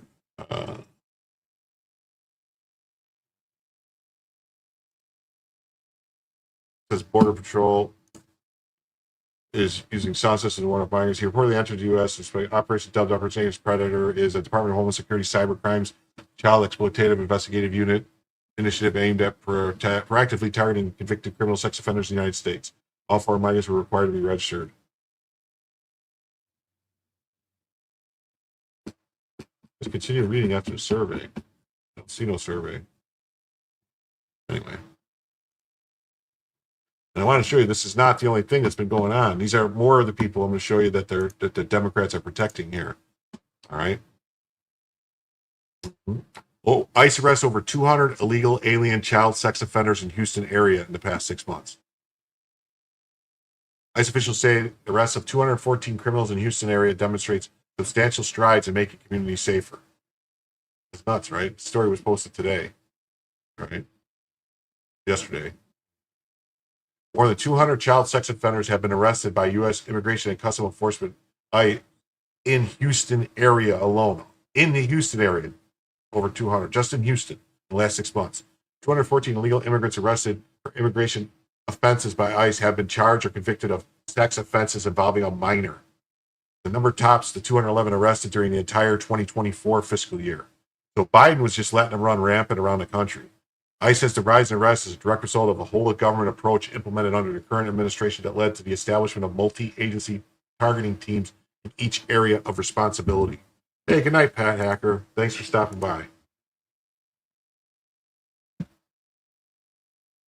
Bringing together the resources and expertise of the entire federal law enforcement community to confront the overwhelming surge of illegal immigration we saw over the past 4 years has resulted in the arrest and removal of historic numbers of violent criminal aliens, transnational gang members, and child sex offenders. ICE enforcement and removal operations, Houston, acting field office director Paul McBride said in a statement. Worst of the worst scenario, ICE nabs illegal immigrants convicted of horrific crimes. And people gather to protest because they want the people to stay. They want these people to stay. Of the 214, ICE highlighted 5 arrests of individuals who have been previously deported. A hijacker and all these people we talked about. Was a Mexican national was convicted of 2 counts of aggravated sexual assault of a minor and sexual indecency of a minor. Mexican national has been convicted of aggravated sexual assault of a child while driving intoxicated. That's crazy. Was arrested, been convicted of theft and sexual assault of a child. Arrest has been convicted of DWI and aggravated sexual assault of a child. There's always drunk driving and assaulting children. What the hell is going on with that? Manuel Antonio Castro Juarez was arrested July 18th and has been convicted of sexual assault of a minor twice for illegal entry. What? He's been deported twice before, remains in ICE custody pending his 3rd removal to El Salvador. I bet you this time when he goes to El Salvador, they're going to put him in the CCOT. Well, we have a long way to go to truly get the crisis under control. The strides we have made in just 6 months made our local community safer substantially. And our office continues to work tirelessly every day to get the worst of the worst criminal aliens out of Southwest Texas and return our communities to places we can all enjoy. Like nutso, right? Nutso. There's another one. This is local Houston story, same kind of thing. It just says Houston ICE arrested 214 immigrants since February for child sex offenses. Total for exceeding the total for the whole fiscal year. It increases the whole government approach. Yeah, so we read all this stuff. Man, so ICE is cracking down on illegals.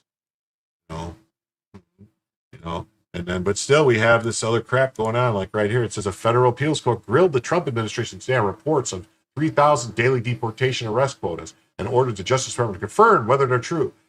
So they said they have a goal. They want to get a goal to get 3,000 a day. That way they can get up to $1 million a year and get, basically, which is nothing. They should be getting, 2 million, 3 million a year. Judges pressed the Trump administration on deportation quotas. An appeals court panel presses the DOJ attorney to confirm whether the immigration officials have been ordered to carry out 3,000 deportation or deportation arrests a day. And they said no. And the judge goes, we want proof. He's like, well, we tell you no, and then it's proof. They go, why are you doing these sweeps? Because we want to get them out. It says, D.C. Chief Judge James Boasberger is not a federal judge. Skull and bone memberships and void judicial oath office. That is, I don't know.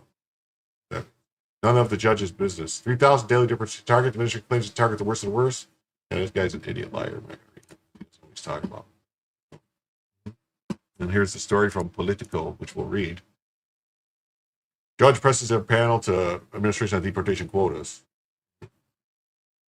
Federal appeals court is demanding answers from the Trump White House effort to set numeric goals for its mass deportation campaign, including the accuracy of news reports suggesting that the administration is seeking to carry out 3,000 deportations per day. The Ninth Circuit Court of Appeals panel hearing on Monday, the lower court ordered barring roving immigration arrests, which the lower court had no business entering, repeatedly pressed the department to confirm whether immigration officials have been ordered to carry out 3,000 deportations or deportations arrests a day. It is a policy of the administration at this time to deport 3,000 persons per day, as Judge Ronald Gould, a Clinton appointee. Not to my knowledge, Your Honor, replied DOJ Attorney Yakov Roth, who urged the court to lift the order focused on surprise immigration enforcement at places like Home Depot, store parking lots, and car washes. Gould suggested that pressure from superiors to fulfill arbitrary quotas could be prompting immigration and customs enforcement personnel to sweep up wrongs of people based on very general conclusions about where undocumented immigrants are likely to gather. This is what it is. They're trying to prevent you from actually arresting illegals. Because like, oh no, you can't go just where you know the illegals are. You got to arrest everyone or something, or I don't know. I'm just trying to understand what will motivate the officers who did the roundup of aliens here to grab such a large number of people so quickly and without marshaling reasonable suspicions to detain. Everybody they grabbed was an illegal alien. That, you know, they didn't arrest anybody who wasn't an illegal alien.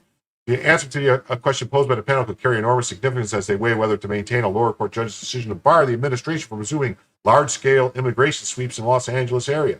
The U.S. District Judge Mame Uwusi Mesa Frimpong, boing, a Biden appointee, ruled that the sweeps relied exclusively on factors such as race, ethnicity, language skills, and job type to justify arrests, rather than individualized details that a person was in the country illegally.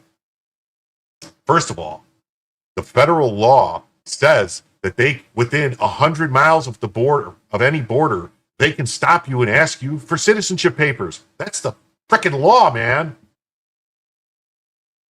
There seems to be a little dispute that the Trump White House set a numerical target, though immigration officials have not echoed the precise number. Under President Trump's leadership, we are looking to set a goal of a minimum of 3,000 arrests for ICE every day. Deputy Chief of Staff Stephen Miller said in an interview with Sean Hannity on Fox News in May. Gould, who at one point apologized for being a one-trick pony on his issue, eventually asked Ross to make a written submission to the court about whether deportation quotas exist. The two other judges on the panel, Clinton appointee Marsha Berzon and Biden appointee Jennifer Sung, also questioned Roth about the policy and agreed with the request for information.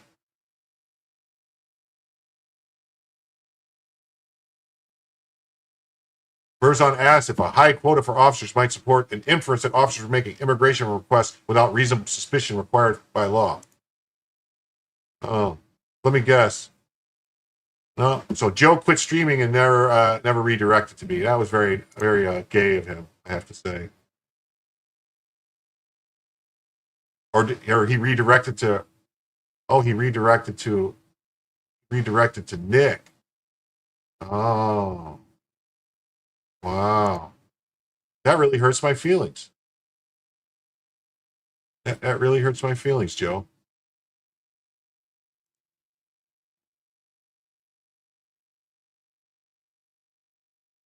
Sung urged the administration to come clean about any quotas, whether arrests or deportations or stops. Otherwise, let's not put too fine a point on things.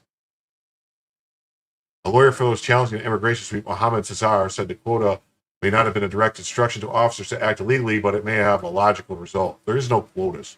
They're not going to go out and say violate the law, but there has to be a wink and a nod from leadership, he said. Roth at one point said the quota referenced by the judges appeared to be drawn from a news article. When pressed by the judges, he said he would endeavor to determine whether such a quota exists. During the 90-minute arguments conducted by Zoom, the appeals judges did not seem inclined to disturb the temporary restraining order Frimpong issued on July 11th in a lawsuit brought by the immigration rights advocates.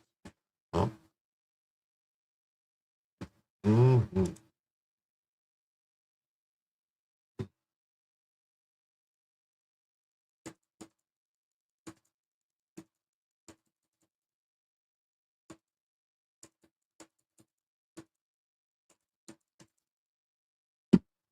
Mm-hmm.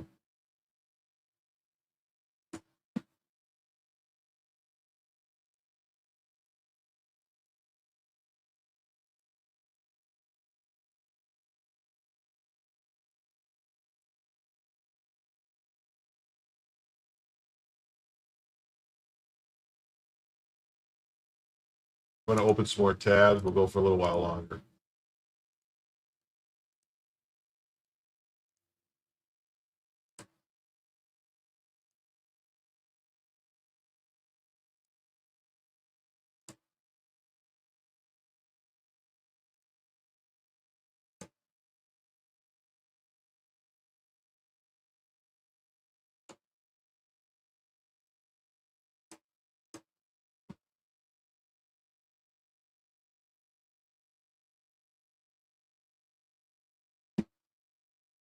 Quorum.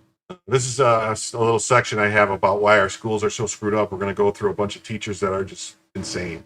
I get teachers are people, but I can't help but outright that they ought to display a higher level of professionalism. There's a reason why we see so many inappropriate relations between teachers and students, too much familiarity. If you see your teacher dancing on TikTok next to your friends, you don't see them as an authority figure. See, like this crazy lady.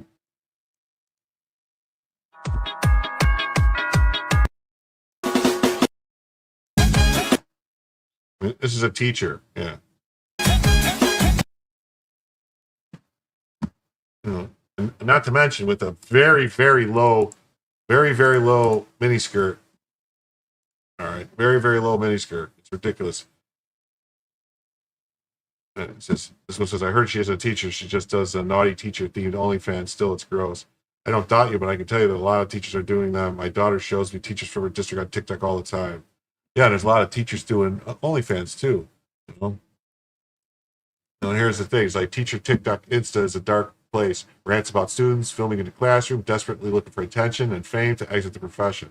Yeah, like here's another one.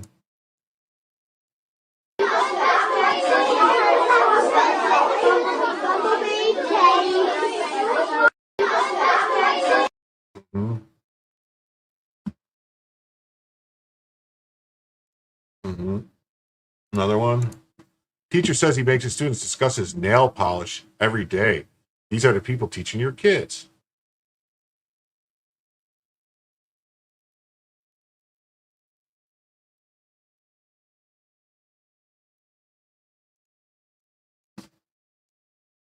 I came up with the best idea, and it involves my nails. So every day I have new nails because I like practicing, so they change a lot. And every day at morning meeting, I tell this made-up story, and I get really crazy with it. Today was that I got attacked by Cinderella, and this is the gold from her tiara, and this is the blue from her dress. So now, whenever I have a new color, I'm gonna have the scholars write their own story to describe what happened to Mr. Morris on his way to school. Oh man. This is an actual teacher responsible for educating your children. Yourself today, 'cause baby, you were born this way. Looks like she was born really fat. Yeah.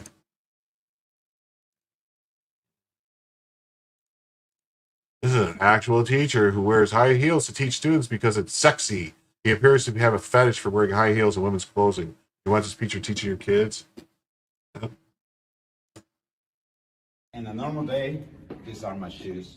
But sometimes, hell, I like to look sexy.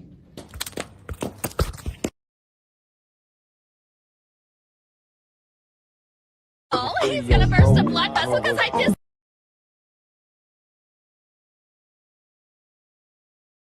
These people should not be in teaching kids, man. This should have been like a red flag to get them. Most women would never want to wear heels that high at work, especially if you work with kids. It's a fetish. It is. It's a fetish. Another one. This is an actual special ed teacher. Was removed from the classroom after exposed for doing hypersexualized drag performances.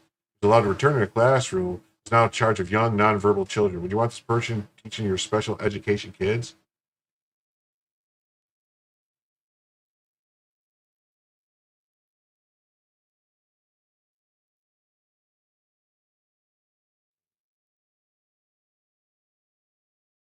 What's going on?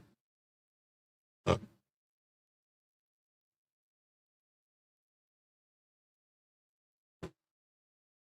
Yeah. Another one. This radical activist is a teacher. They are educating your kids. Look at them. Nose rings and all this other stuff. What has Donald Trump done that threatens democracy, you think?